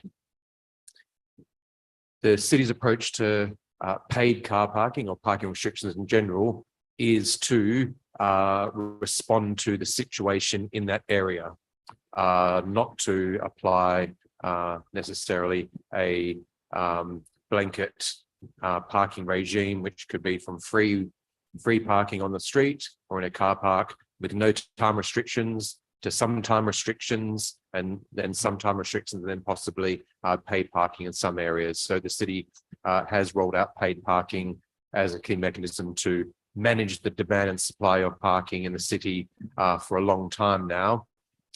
And it's certainly the case that paid parking is usually a response to the parking reaching the parking availability, the supply of bays reaching capacity, which we generally have a rule of around 85% or over, depending on the particular situation.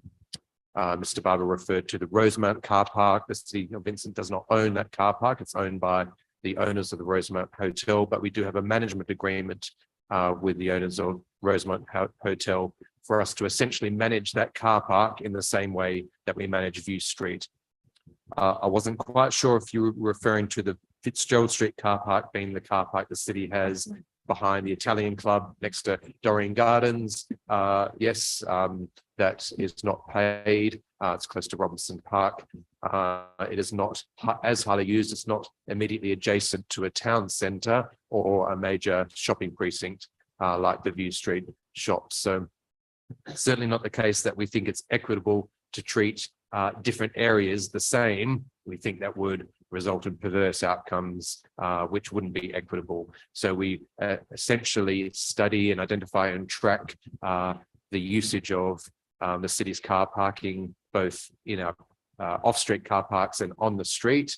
And we're rolling out parking regimes to suit those particular areas. The city has appointed a consultant to update our precinct management car parks, which you can find on our website, which essentially have dictated the current situation, subsequent to decisions council may have made to modify those decisions over the last 10 or so years.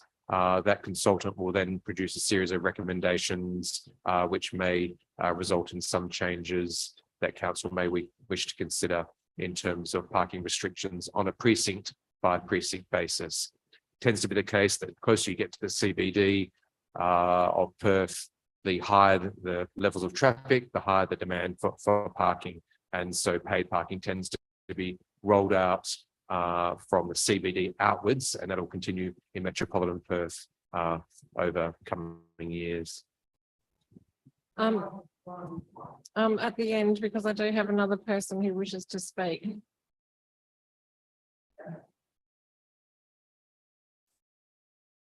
Thank you.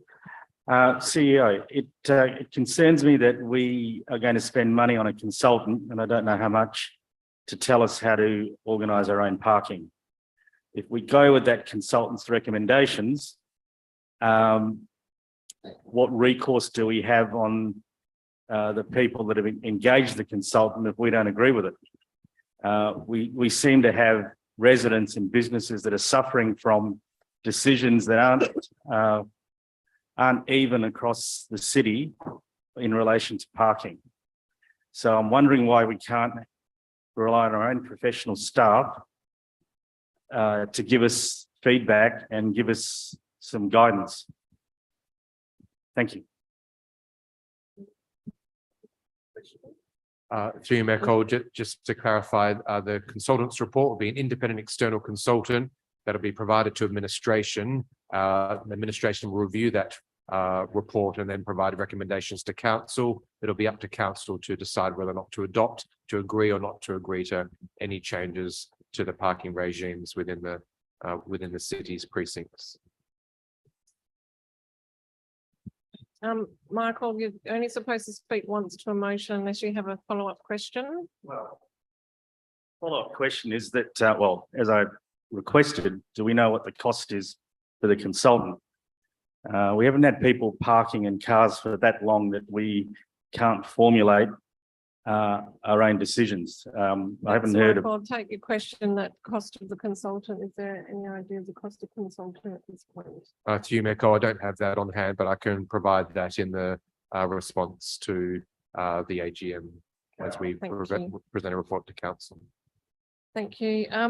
Probably also just useful information is that when council made the decision as part of the current budget to introduce first our $1 in the paid city car parks, there was always intended to trial this and to review this, and that review report will be coming to council in April, and that will also include data from ranges and from ticket machines about occupancy, looking at impacts. That was always a key part that we wanted to review this decision before going into the next budgeting round. So are there any further speakers before I call Don back to close debate?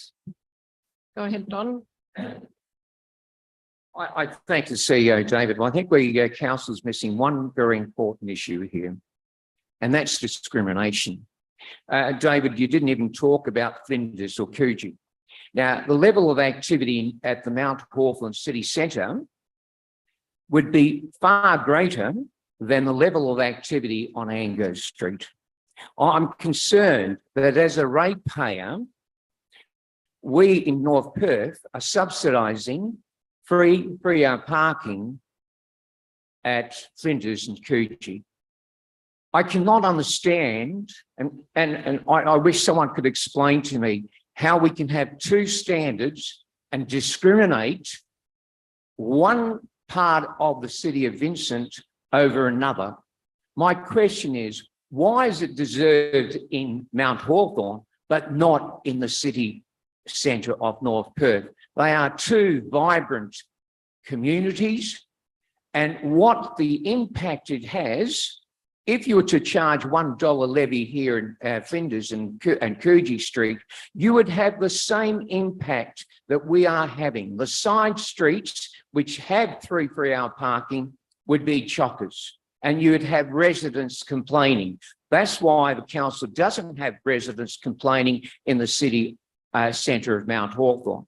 But certainly the appetite in North Perth, I can assure this council, is so high and so adamant that we will not let it rest, because this is a case of discrimination. You cannot, as a council, when you have a principle that talks about equity, which is a key principle of the city of Vincent, you cannot sit there and pass judgment on one group of people and another group of ratepayers and treat them differently.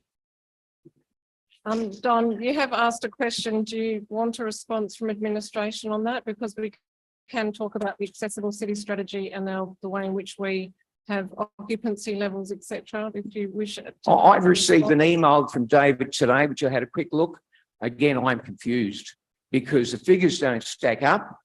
The principles underlining don't stack up. Yep, I know. If you wanted to answer two questions, I might just go to Tara, who is our acting director of strategy and development and who was involved in the development of the accessible city strategy. Yes, through you, Mayor Cole. Can I just confirm what you'd like me to focus on the accessible city strategy? Just in relation to how we set paid parking in the city in relation to parking studies, occupancy levels, and perhaps talk about the North Perth parking study that was undertaken in 2018.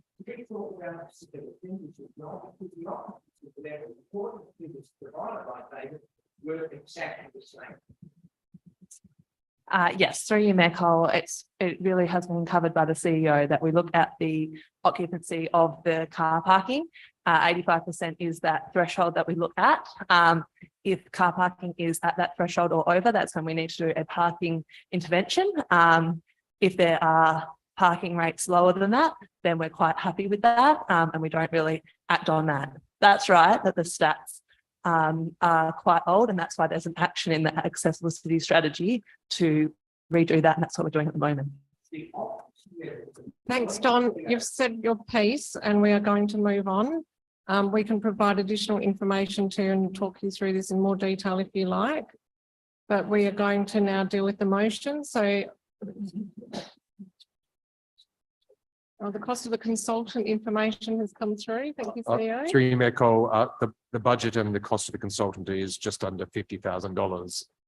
So just to clarify, that work is being undertaken now, and so a report will be going to council in the near future, which may recommend some adjustments or changes to the parking regimes for each of our precincts, Mount Hawthorn, North Perth and others.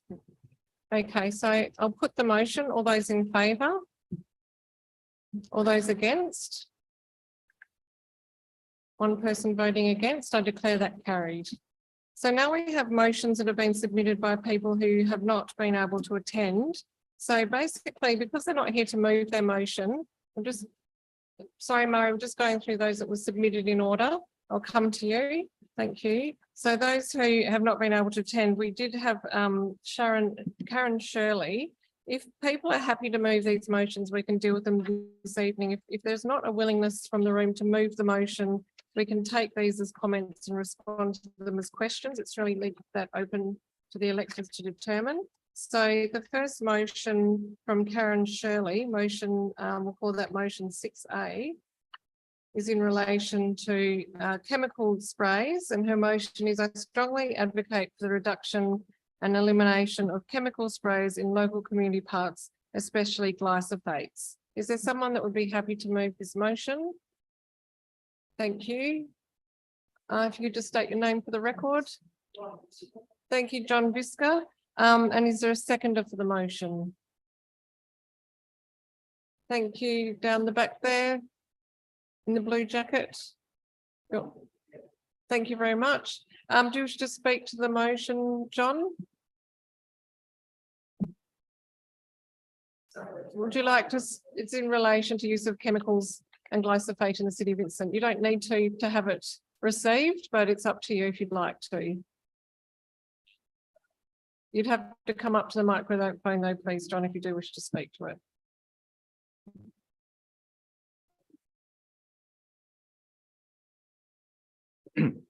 I lectured in horticulture for 25 years, and my interest is in parks and gardens as such. And the use of glyphosate, which seems to be used everywhere, does have adverse effects. And I really think the council should investigate other ways of not using glyphosate. Other councils have used extreme heat, steam as such, and who knows in the future what effect glyphosate will have. I've always had my verge not sprayed because I firmly believe in that the use of glyphosate is not a good way to go. So I do support the motion that the use of glyphosate not be used as such. Bye. Thank you. Would the seconder like to speak to the motion? No. Does anyone wish to speak on the motion? Okay, I'll put the motion. All those in favour? All those against? I declare that carried. The second motion from Karen is in relation to pedestrians crossing Charles Street, that she's in favour of better ways for pedestrians to cross Charles Street, particularly between Burke and Vincent Street, for those who try to stay fit and walk from Loftus side to North Perth and Hyde Park. It's nearly impossible to cross safely in peak hour, and Vincent traffic lights are usually congested and car fumes are high. Is there someone that would like to move this motion? Okay, then we'll take that as a comment from Karen, and we will respond to that in the minutes of the AGME, which will be published with the council paper.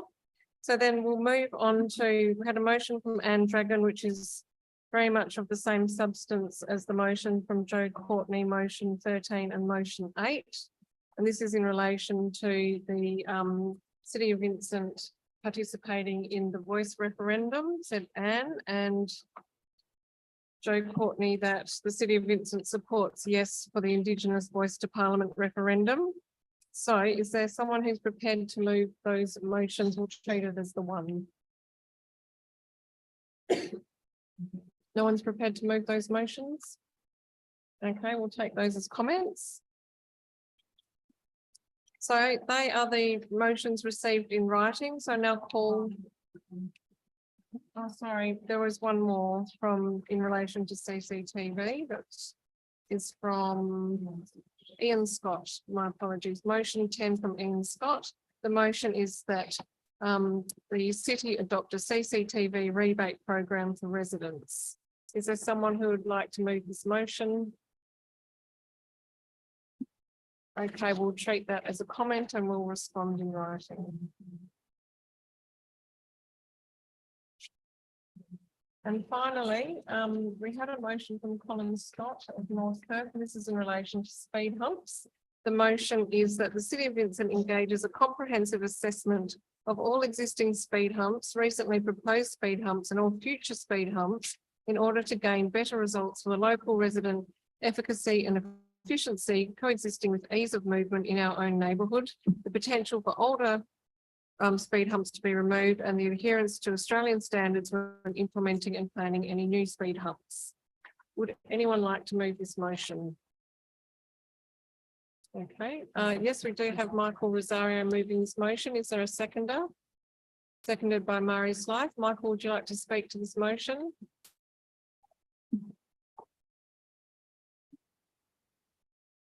I'm not as well researched as the person who's proposed this, but if the council is wanting to move to 40-kilometre speed limits, speed humps may not be relevant anymore. So yeah, that's what I'd like to say. Thank you. Very good point. Murray, do you wish to speak to the motion?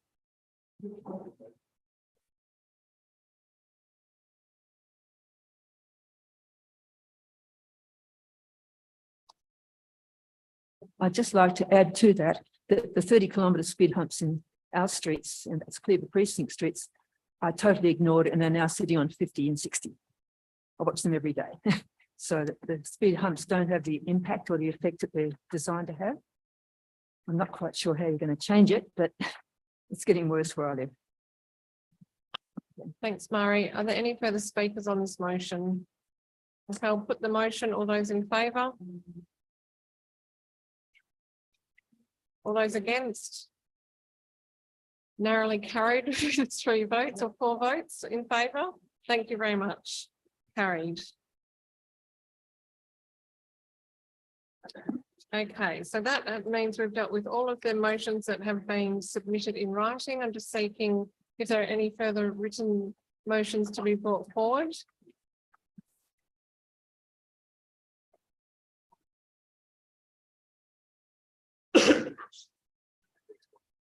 Okay, so they're going to appear on the screen. Do you have them in writing? I'm not sure I can read that well. Sorry, I'll put my glasses on. Through you, Mayor Cole, can read this motion out from Ashley Lafontaine. Why is the rise in rates so high at 7.6%, particularly given the ever increasing number of ratepayers in Vincent from the increasing number of households? The second motion, why were the residents of the Highgate East State underground power project area subject to the 2.1% of the 7.6% rise in rates from a service they cannot access? If the 2.1% is to fund longer payback periods to Western Power for other upcoming underground power projects, I move that ratepayers within the previous Highgate State underground power project be refunded or credited towards their rates next year. Ashley, I'm taking motion 1 and 2 as questions Yes, because they they're are questions rather than motions, but 3 would be the motion. Before we go to the motion, would you like a response to those questions? I feel like question 1's been addressed already about the rates being so high. But yes, I'd like a response to question 2, which is why are the residents of the Highgate East area, or the ones who have already paid for underground power, why are they being charged the additional 2.1% in rates? Yeah.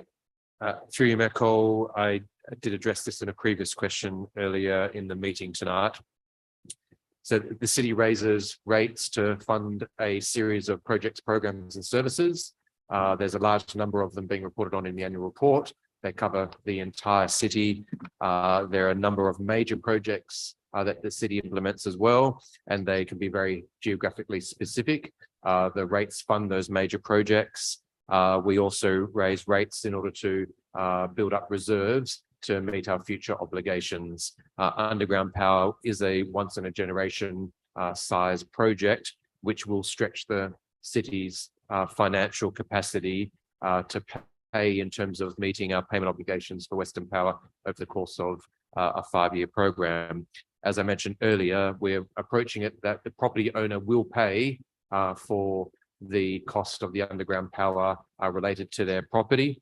What the city will be doing, which is partly why we are building up some reserves, is in order to be able to make the cash flow payments to Western Power, we need to have a pool of funds to be able to make the payments to Western Power in advance of the city being able to recoup the service charge to the property owners for that.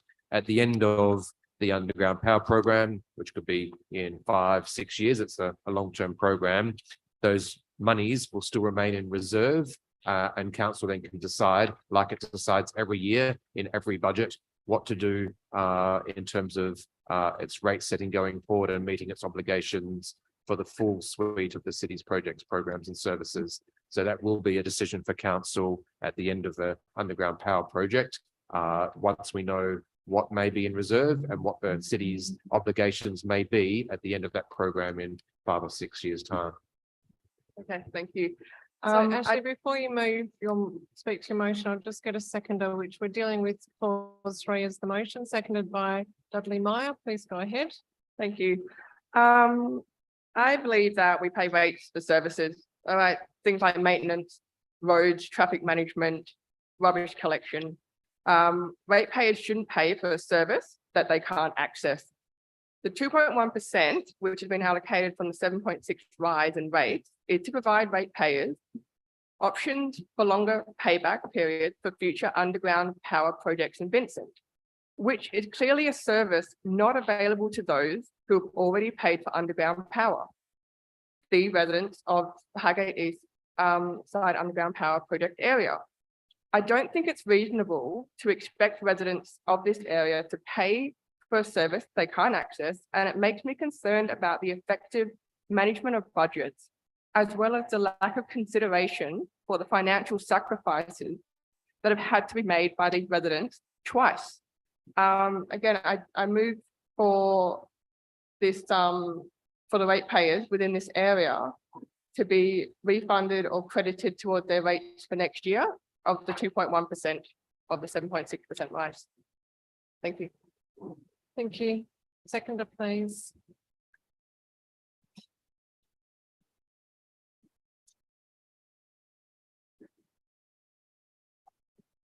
Dudley Meyer Highgate. At the annual meeting of electors in 2020 and then again in 2021, motions were passed by the community asking for the city to investigate providing underground power. The 2021 motion explicitly requested, and I'm quoting, that any models developed address the issues of equity for the community members in the Highgate East area who have already contributed to their power being put underground. The administration did not support either of those motions, but luckily the council in 2021 asked for a further report about underground power.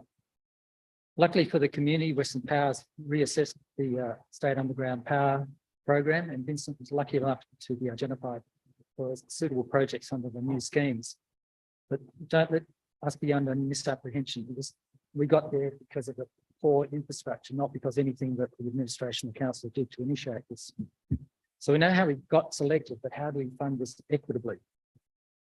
The CEO earlier on this evening said that the funding for this would be on a user-based basis. The mayor seemed to contradict it, saying we're going to investigate different areas, possibly using reserves, etc., etc. Essentially, I'm sorry, just a correction. I haven't done that. What I have said is that instead of rating to provide for a payback period, that we will investigate use of reserves or look at borrowings to fund payback periods, not to fund the works, just to clarify. Yep. So essentially what's being proposed is a system where everyone, and it's including businesses and Highgate East people, putting in 2.1% levy, it's about $800,000 a year, and no alternatives were presented. It's the lack of the documented alternatives that irks me the most.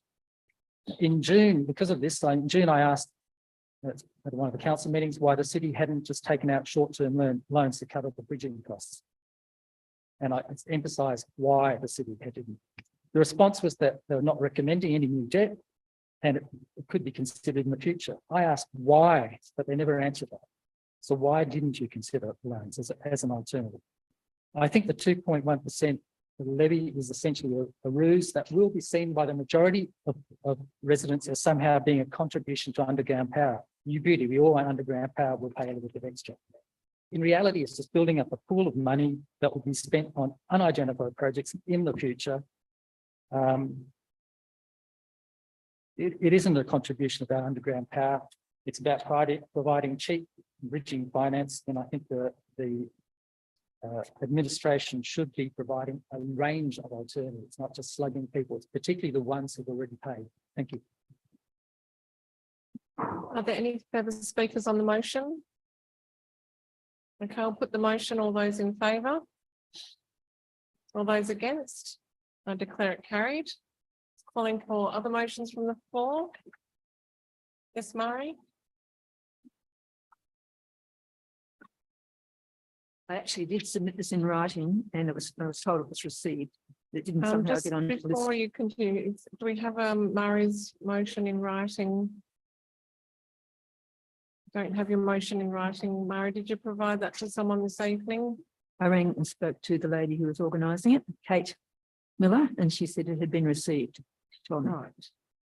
Okay. All right. Well, then go ahead. You're going to have to please read it out because we don't have a copy. Okay.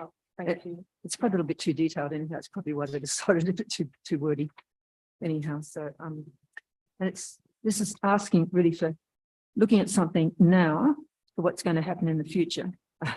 Very close to where we're all living, where I live, and Cleaver, because I live in Cleaver precinct in our community.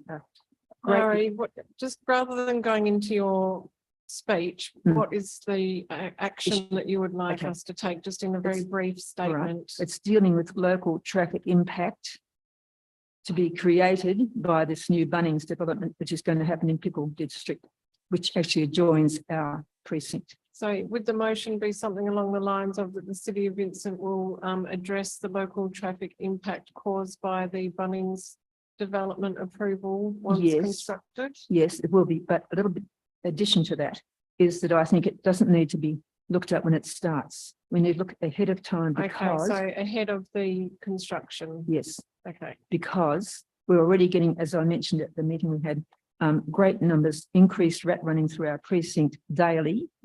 The numbers are so getting Mary, greater just and sorry, greater. because we have, this is just trying to get the words for the motion, because then I'll have to I ask see. if there's a seconder. Okay, So just to clarify, the wording of the motion is, and if you're happy with this, Mhm. that the City of Vincent take action to address local traffic issues Mhm. that will be caused by the Bunnings development approval prior to construction of the development. yes, Is that a fair yes, summary? I have, Happy with that? it is, but a Okay, I little just bit then need a more, seconder. a suggestion that's Yes. going with that. Is that all right? Can I make that? To change, do you want it, that you want different wording for your motion? It'll be added to it. Yes, go ahead. And that is that, I've had two other people recommend the same thing, that council look at considering making the end of Strathcona Street, but not at Newcastle, Strathcona Street.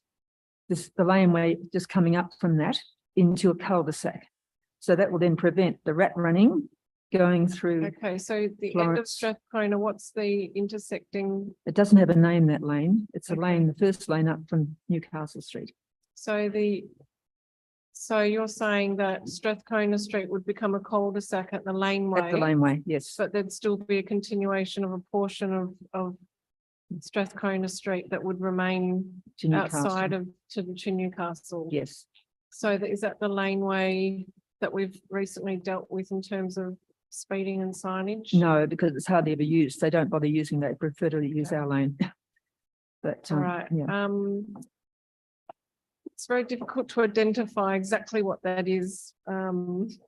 Okay, all right. So the laneway, which is say approximately 50 metres from the intersection with Newcastle Street? yes. It'd be a better Okay, one. all right. All right, so we're dealing with the City of Vincent to take action on local traffic issues Yes, to ahead of the construction of the Bunnings development Yes. and to consider the addition of a cul-de-sac near the laneway entrance 50 metres from the Newcastle Street intersection between Newcastle and Strathcona. yes. That's so Okay. that traffic can still get in and out of the laneway, which is Yeah. eventually going to have to Okay, do. I just. So, Does anyone know what that's? Fire alarm. Emergency evacuate? Smoke alarm? Crisis averted. Is there a seconder for the motion? I don't have anything to say. Seconded by Michael Rosario. Right. Do you wish to thanks. speak to it, Mari? Do I continue? Yes, please. Okay, that's the first one. I have a second motion as well.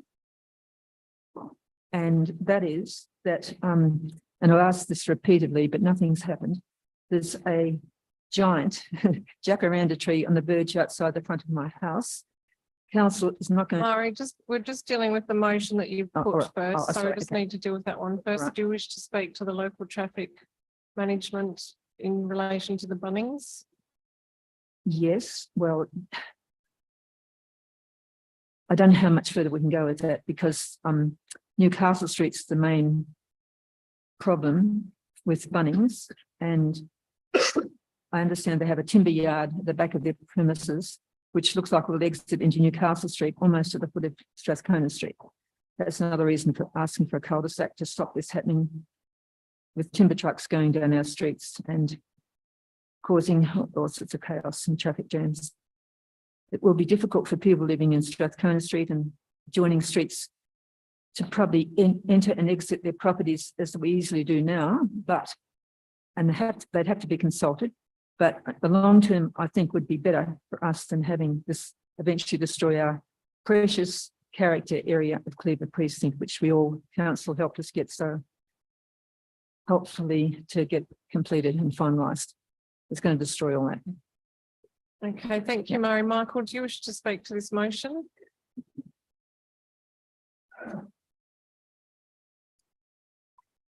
I think with all the publicity around this development in that precinct, that the city has a great opportunity to be proactive in regards to planning for rat running, additional trucks, additional members of the public who want to shop there. So it's a great opportunity to consider the impact on the local residents because, you know, that's the, if you like, the edge of that precinct on Newcastle Street. A lot of residences in there, and impact of noise early in the morning, potentially with deliveries, and late finish to their trading, depending on what that is. So it's a great opportunity to plan for that as opposed to be caught off guard. Thank you. Thank you. Are there any further speakers on this motion? Okay, I'll put the motion. All those in favour? All those against? I declare the motion carried. Has anyone got a motion that they've submitted in writing that we're able to put up on the wall? No? Okay. If we haven't, then we'll just keep moving through with. Sorry.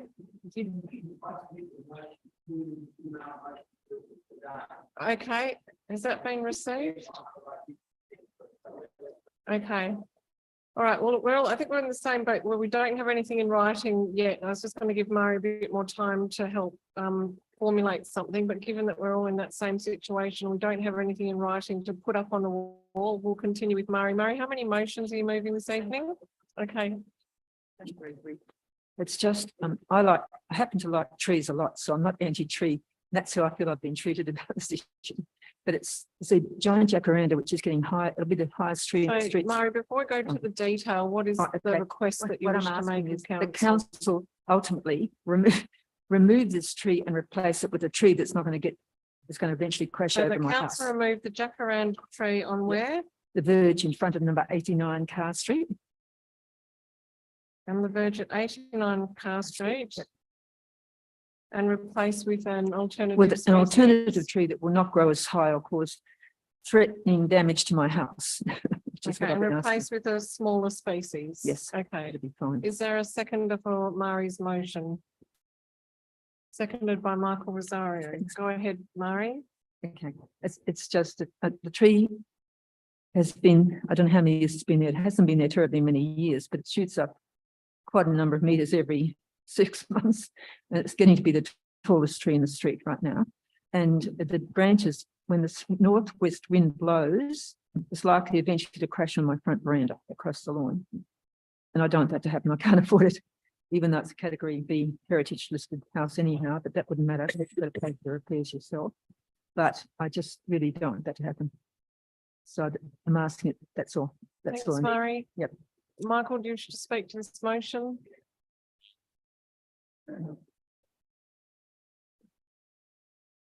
It certainly sounds like some trees are not suited to being verge trees.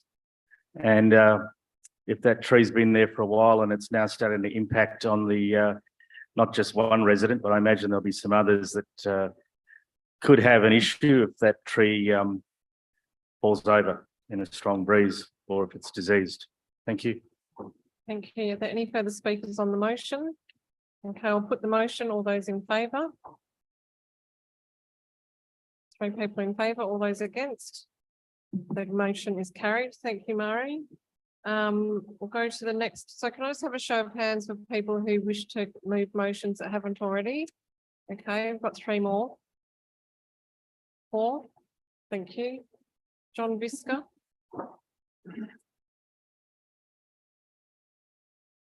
I do have a motion written out here, which I can submit. Right. I'd like to move that the City of Vincent commission a new conservation plan for Hyde Park, utilising funding that it qualifies for from the Heritage Council of WA. Hyde Park was put onto the state. Sorry, John, just before you continue, I'll just call for a seconder. Sorry? I just need to call for a seconder. Seconded by Ashley LaFontaine. Go ahead. Hyde Park was put onto the register, which is the State Register of Heritage Places in 1998. And then the former town of Vincent commissioned what was called a conservation management plan in 2002, which was presented and passed by the council in 2003. A conservation management plan is designed to maintain the historical integrity of the place, and conservation plans are revisited on a regular basis to see if what was actually put into the conservation plan has been carried out, and also to be revisited in case it has to be updated.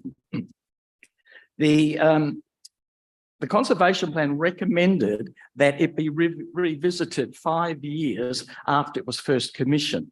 As far as I know, 18 years later, nothing has happened in the way of redoing the conservation plan. Because it's on the state register, Vincent can actually apply for heritage funding. In the last round, $40,000 was available for restoration work, and I think it was about $16,000 for documentation. Now, for 18 years, that pool of money has been there. As far as I know, Vincent has never dipped into it. And this is the benefit of being on the state register for heritage places. A conservation plan looks at what was put there beforehand, and a management plan is how that space is managed well into the future to maintain the historical integrity of the place. And some of the practices that are starting to appear are highly questionable in the park. So what happens, and City of Perth has recently commissioned a new conservation plan for Queen's Gardens. Government House has had at least 2 conservation management plans done. They're all on the state register. I really encourage Vincent to investigate this and apply for funding and have a new conservation plan done. And then it can look at the practices, what's there, and see whether they are appropriate. And the issue now, of course, is with the tree health of the park, with the phytophagus bug now starting to appear. It's really going to change the park itself. The impact it's going to have on those trees, and those trees, many of them over 120 years old. And a conservation plan, a new one, really needs to be commissioned and with some of the criteria that have to be addressed. So I urge the council to take advantage of that heritage funding and act upon it straight away. Thank you very much. Thank you very much, John. Ashley, you wish to speak? Yes, I'm surprised that there isn't anything current, and I was disappointed with the kiosk going ahead, and I've seen just how it seems to be less and less about an heritage area that has trees and is protected, and more about a recreational coffee place. I just want to see it preserved, and I think that that would be a great step towards that. Thank you. Thanks, Ashley. Are there any further speakers on the motion? Okay, I'll put the motion. All those in favour? All those against? I declare the motion carried. Thank you. Next speaker, yes, would you like to come and put your motion?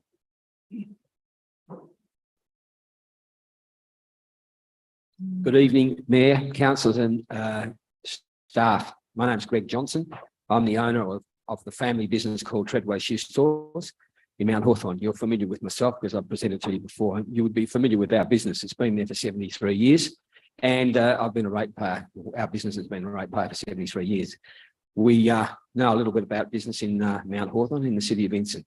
There's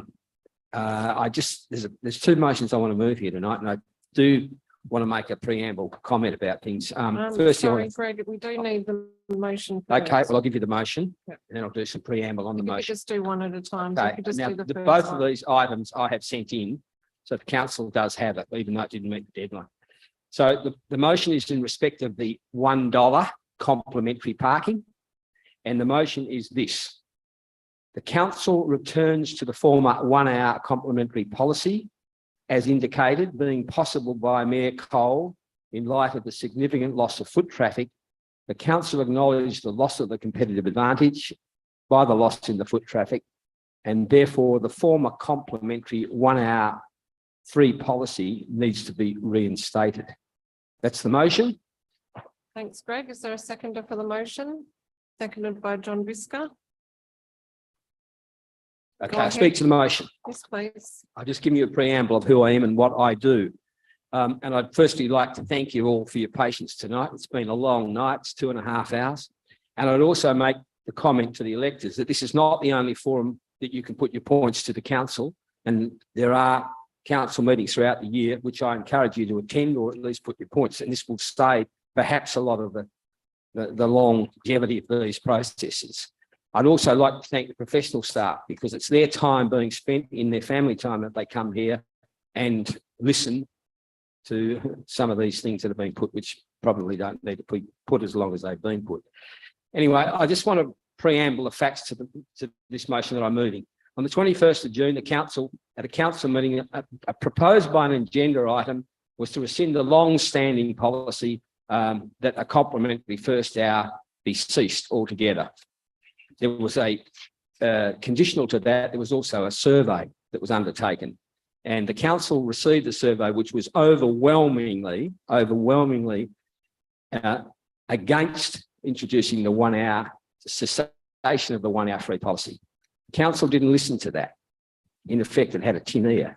It then also listened to small business people who appeared at that council meeting, very experienced small business people, in particular, the guy who owns the IGA that abuts the Leederville car park. Now, this is someone who's experienced in the ecosystem of retail and how important parking is.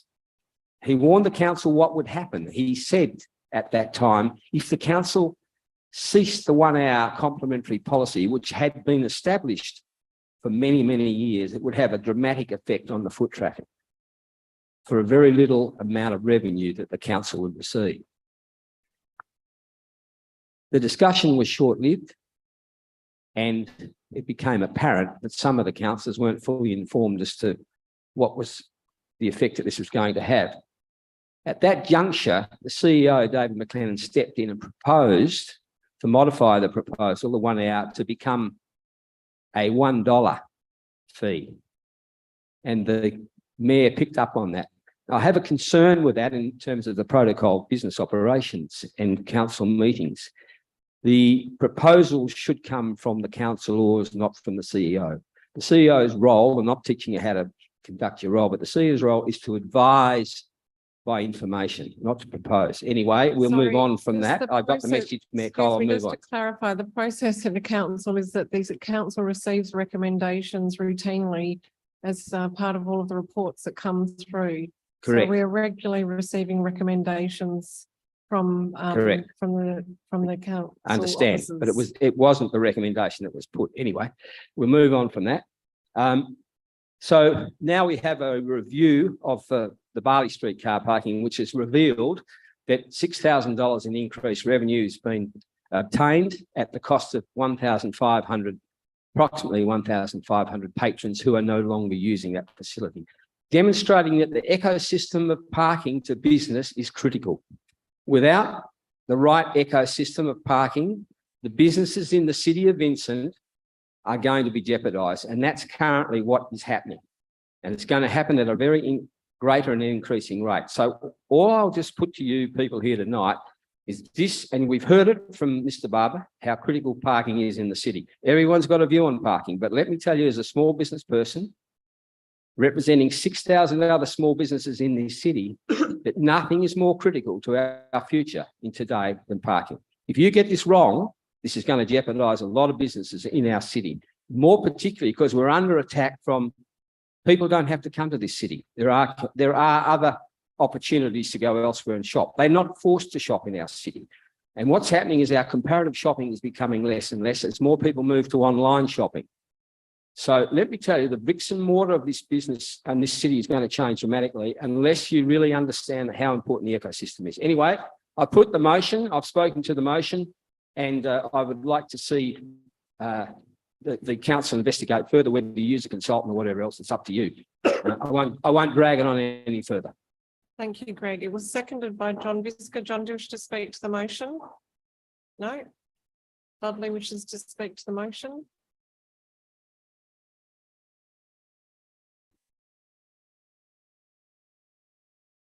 The record, Dudley Meyer Highgate. One of the items that was supposed to be decided under delegation over Christmas break involved the lease of properties that form the Barley Street car park. That report had a table that analysed the impact of removing the first hour free from that car park in 2021. The data had been provided to council at a workshop in November 2021. The table provides details of the first 5 months of the 5 months immediately before the change to the first hour free and the 5 months afterwards. It shows that income increased from about $6,000 to $8,000 per month to $16,000 a month. But more importantly, it showed that the usage had changed. It shows that the average monthly usage was 5,190 before the first hour free was dropped, and that dropped to 3,600 after the first hour free was dropped. What amazed me with statistics was the consistency from month to month to month. You could see a radical change. They were all consistent beforehand about the 5,100 to the 3,800 beforehand. That's a 30% drop in numbers. So basically, the business had a 30% drop in customers in order for the city to get a bit more money each month. Importantly, that information was known to council and staff in November 2021. 8 months later, the staff recommended a removal of the first hour free across the board, and the majority of council, not all councils, went along with that. Business owners got up at the council meeting, pointed out the damage it would have on businesses, yet only a small number of councils supported their moves. So what we had is businesses whose livelihoods were on the line gave feedback about saying what would happen, would it be a bad idea. The staff and council were aware prior to coming up with that proposal last July that the statistics backed up exactly what the business owners had predicted. And it wasn't a minor change, it was a 30% drop in customers. And basically, the administration and council ignored those statistics. So my suspicions are that council members just focused on the dollars without looking at the more important figures, which is the impact it has on those businesses. So I think it's about time council stopped putting the boot into local businesses, stop treating them like a cash cow, and started to realise they're an important part of the community. There's no business, there's no service, there's no jobs. Thank you. Are there any further speakers on the motion? Okay, I'll put the motion. All those in favour? All those against? I declare the motion carried. Thank you. I believe we've got motions from, one more, Greg. Yes, go ahead. One more motion, doesn't matter. I made while I'm at this podium. And this, I've already put this on, sent it through too, but it didn't reach, obviously, on time. And I won't bore you with all the details. Okay, if you could just Okay, put the motion. this is the motion, and then I'll preface it with why I put the motion. The motion is this. The council explained why commercial businesses were charged for a non-provided service, advised how much money was collected in the manner in respect of the commercial waste, the rescinding of the commercial waste service, and refund any or all overcharges in the 2022-23 council rates that were collected for a service that wasn't provided. Now, that's the motion, and I'll go into the background of that, which is a bit complicated. It is a bit complicated. I'm not sure if everyone in the room is aware of the commercial waste decision, but if there's anyone that would like to second the motion, Dudley, you're aware of that issue. Go ahead. Okay, Seconded by let's give a Dudley bit Meyer. of background of this matter. In 2021, the City of Vincent cancelled all waste services to commercial businesses, thereby requiring the businesses themselves to undertake their own arrangements in respect to the waste disposal. This has had considerable impost on the small businesses of the City of Vincent, was fairly controversial at the time, and a commensurate cost decrease in respect of the council's waste budget for that particular service. That year, a credit to recognise the change was issued on the rates notice for commercial waste rebate for the cancelled waste collection service. And in our case, on our rates, it was $520. the issue is, why was the commercial waste rebate on all commercial businesses, including the small businesses, not credited on the 2022 rate year? Or alternatively, the rates amount reduced by the amount of the previous rebate? This is a complicated formula, and I don't want to go into it here, but the administration knows what I'm talking about and perhaps could brief the councillors on this. In effect, the 7.6% rate levy in this period is in effect on the same gross rate of the former period, even though the service hasn't been provided. So when you go into and delve into the actual manner in which it's been calculated, you will see what I'm talking about. It's complicated. So I'll just leave it at that. That gives a bit of a background to it. And thank you very much for your time. I appreciate the time it's taken. Thank you, Dudley, as seconder.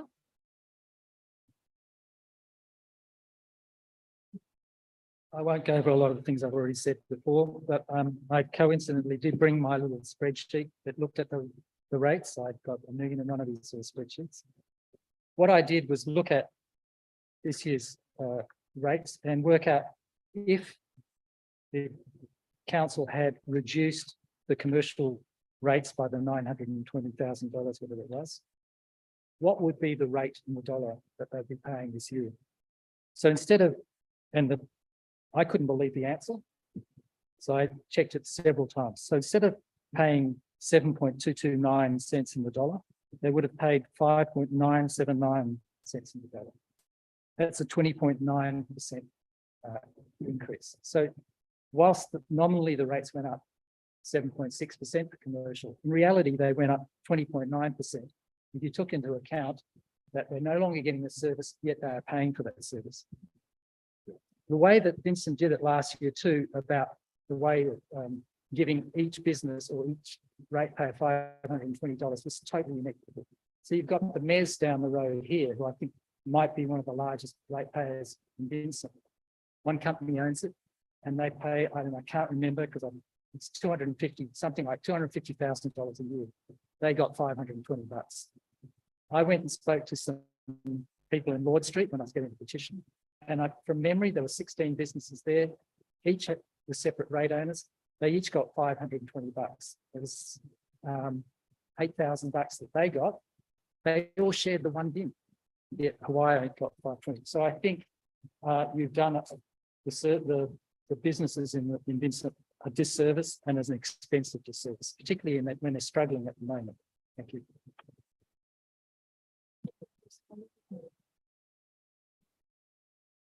Just before I call for additional speakers, we'll just hear from our CEO, our CFO rather.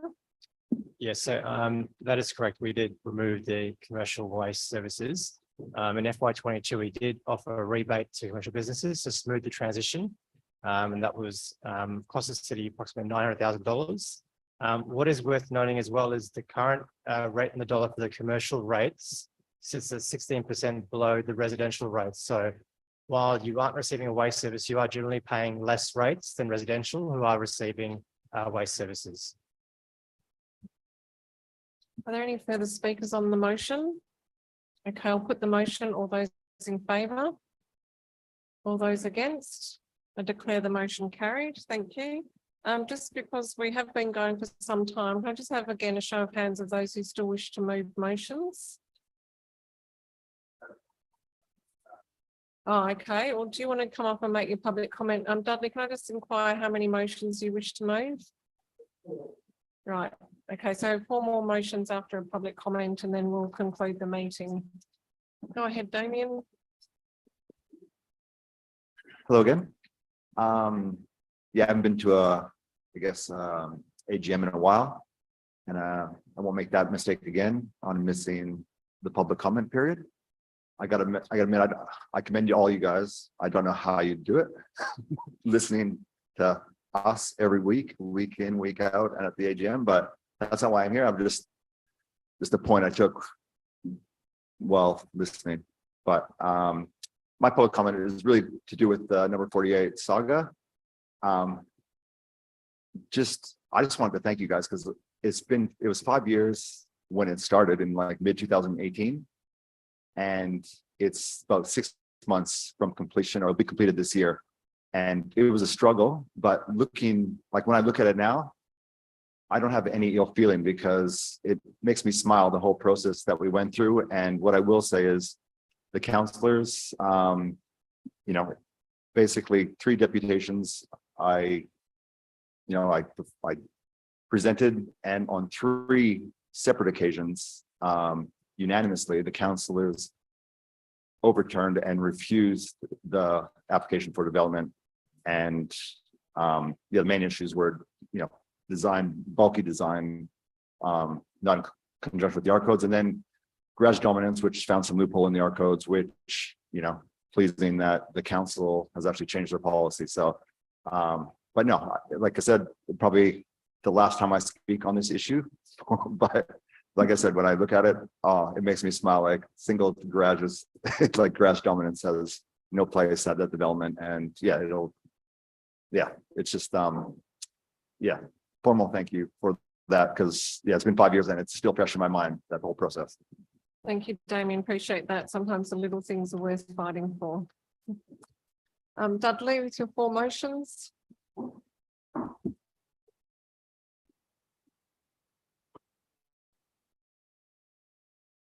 So the first motion I'm moving, but it's actually it's written by Rebecca Johnson of Ellesmere Road, Mount Hawthorn, who couldn't make it because of a fairly sad event today. So I'll just read out the motion first of all, and then I'll read out her speech. So that's her words. The motion is that the city undertakes a reconciliation of its capital expenditure budget going back to 2014 that shows exactly where the unspent funds have gone and provides it to council and the city's ratepayers. I also request that the city commits to seeking independent analysis and advice in relation to the budgeting skills and delivery capacity of its project management team. Is there a seconder for the motion? Does anyone need the motion reread? Is there a seconder? Seconded by Mari Sly. I'll just read what she said, and I apologise if I stuff it up. Historically, the city's capital expenditure budget has far exceeded what is actually spent each year on capital works. Since 2014, it has budgeted for approximately $50 million that it has not spent. It's my understanding that if funds in the capital expenditure budget are not spent, they should go into a reserve to be held over, so the important capital works projects that have been earmarked can be completed at the future date.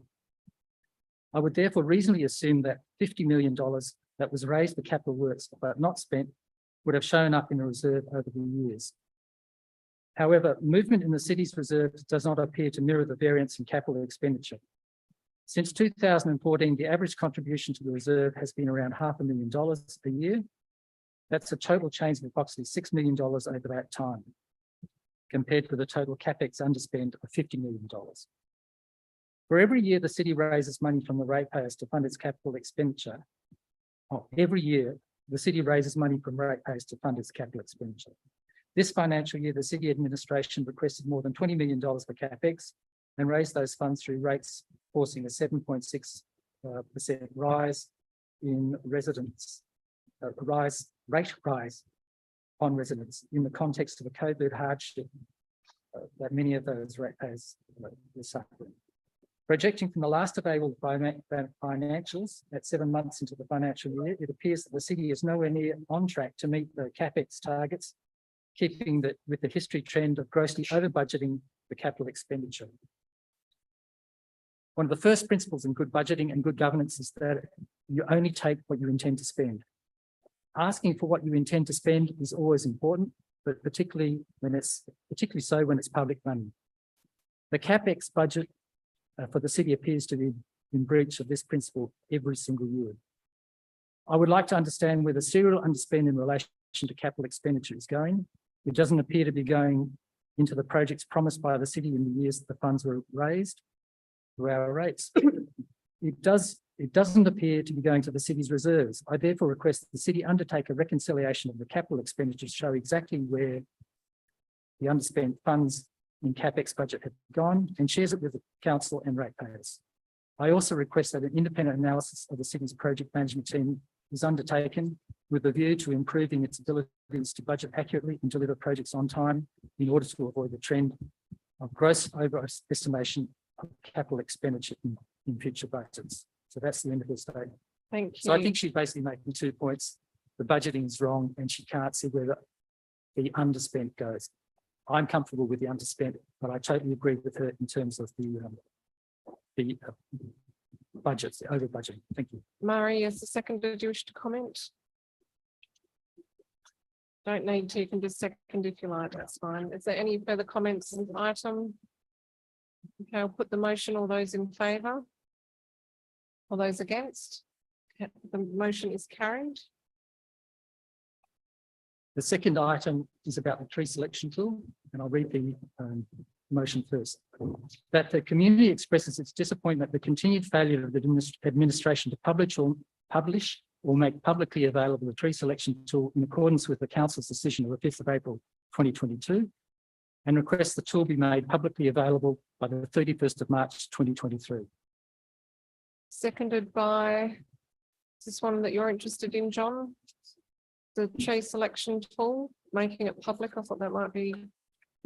No, sorry, not trying to, just sorry, calling for a seconder for the motion to publish the tree selection tool. Been seconded by Jonathan Hallett. Thank you. A motion was passed at last year's annual general meeting of electors, which said in part that the street tree selection tool be available for public inspection so the inputs and assumptions in the model can be viewed.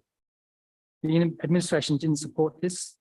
However, when considering the response, the council subsequently moved, and it's actually Councillor Hallett who moved this, that the council directs the CEO to provide the tree selection tool publicly available on the city's website. The reason given for that council decision was, and it's a very good reason, tools are instruments that guide decision-making by the city should wherever possible be made transparent to the community so that assumptions can be clarified and support continuous improvement. The tree selection tool was generated through a process of community engagement and is a significant community interest in the levers that contribute to increased canopy and greening. So we haven't seen it on the website. So I looked at the latest information bulletin, which is available for December 2022. It's actually the latest information bulletin as well. And it says in the item of actions to be done, Parks will liaise with ICT to see the feasibility of having the tool made public. This is the response that's been given every month since that motion was passed last April. It doesn't seem to be progressed at all. So last April, the council unanimously requested that the tool be made available. It's not a complicated job. External parties provided the tool, it's spreadsheet based. They would have provided documentation. The risk of failing to make this tool available, it just gives the impression that there's something that the administration is trying to hide. So I just ask that you follow through with your previous decision from last April. Thank you. Jonathan, you should speak to the motion. Are there any other speakers on the motion? Okay, I'll put the motion. All those in favour? All those against? I declare the motion carried. Next motion, please, Dudley. It's another short one. It's about e-waste. That the city provide e-waste drop-off facilities in places that are convenient to city ratepayers. Is there a seconder for the motion? E-waste drop-off facilities in locations that are convenient to city ratepayers. Well, Greg Johnson seconded, so I'll take that. So that's the person I saw first with respect. Thank you, Greg. So at the moment, if people have any e-waste, they're supposed to take it to Tamala Park, to Tamala Park or to the Balcatta Recycling Centre. Both of those are not very convenient, especially if you don't have a car. The distances involved and the time taken plus the CO2 emissions are a significant disincentive. Most people just generally will. Most people will probably just generally put it in the general waste bin. Some of us in the community know that Officeworks will collect e-waste, but again, it's not very convenient having to go all the way to Subiaco and drop off the e-waste. A much smarter option, if you're really serious about it. Could you stand closer to the microphone? Oh, sorry, yeah. A bit of clarity, thank you. A much smarter option, if you're really serious about processing e-waste, is to make it much more convenient for people to have drop-off centres that are closer to their homes. E-waste isn't a health risk, so it's not a problem if it's close to where people work. The admin centre is an obvious place. Big parks another place. Large community halls are also probably a good place. So I just ask that you actually provide a service, improve our waste stream management, and make it easy for people to get rid of e-waste.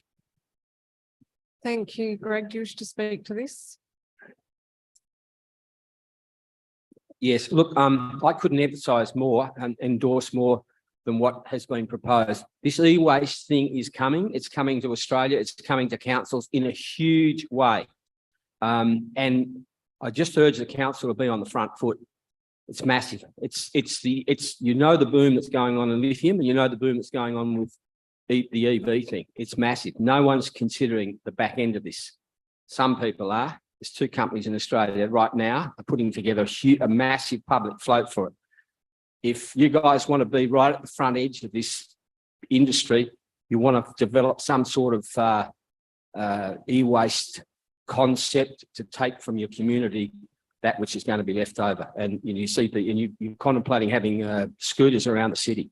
All those sorts of things, you're looking at that, but you're not looking at the back end of it. But you really want to be at the front end of it. If you really want to be a progressive council in Australia, this is the one issue you want to really be on the front foot with. So I endorse it. Thanks, Greg. Are there any other speakers on the motion? Okay, I'll put the motion. All those in favour? All those against? Declare the motion carried. Motion 4 from Dudley Meyer. The last one, that the code of conduct be amended to make it clear that council members, in particular the mayor, cannot purport to speak on behalf of the council on any planning issues being determined by a third party, unless that issue has been formally considered by council and a formal opinion adopted.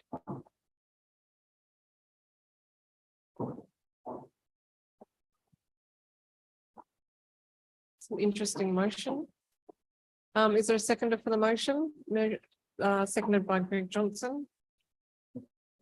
On 2 recent occasions, the mayor has spoken at the JDAP meeting, at a JDAP meeting, and has spoken in her role as mayor, not as a private citizen. On the first occasion, on the 1st of November, relating to the Bunnings development in Newcastle Street, she spoke against the administration's recommendation for approval. On the second occasion, on the 16th of December, relating to the Celsius development of Fitzgerald Street, she spoke in favour of the administration's recommendation for refusal. On both occasions, the JDAP documents, including the applications to participate, were submitted by the mayor, and they clearly show she was speaking as the mayor, not as a private citizen. The only issues that go to JDAP are issues that involve some level of discretion, where some discretion needs to be exercised by the decision maker. By its very nature, discretion involves a measure of subjectivity. Different people will take different views, in particular where issues have an impact on things such as amenity. On both occasions, the mayor has spoken without the staff's recommendations being formally considered by council as a whole. I noted on the 15th of November last year, councillors Alexander and Yopolo moved an amendment to sought to have the Celsius development and the Ango Street service station presented to a special council meeting, but they didn't get enough support at the time. I also note that presenting these sort of items to council meetings allows the community to see where individual council members stand on particular developments. I'm not against the mayor speaking at the JDAP and the like, as long as she's speaking on behalf of the council. That's the approach that other councils take. I believe Subiaco does that same sort of thing. So it's not about stifling the mayor, it's making sure that the whole council gets a chance to contribute. Thank you. Greg, you wish to speak to the motion as the seconder? Okay, I'll put the motion unless anyone else wishes to speak to it. I'll put the motion. All those in favour? All those against? I declare it carried. I understand there are no other motions to be moved this evening, so I'd like to say thank you all for your attendance and for bringing your motions and ideas forward this evening. We are going to close the meeting at 8:26 p.m. Thank you very much, everyone.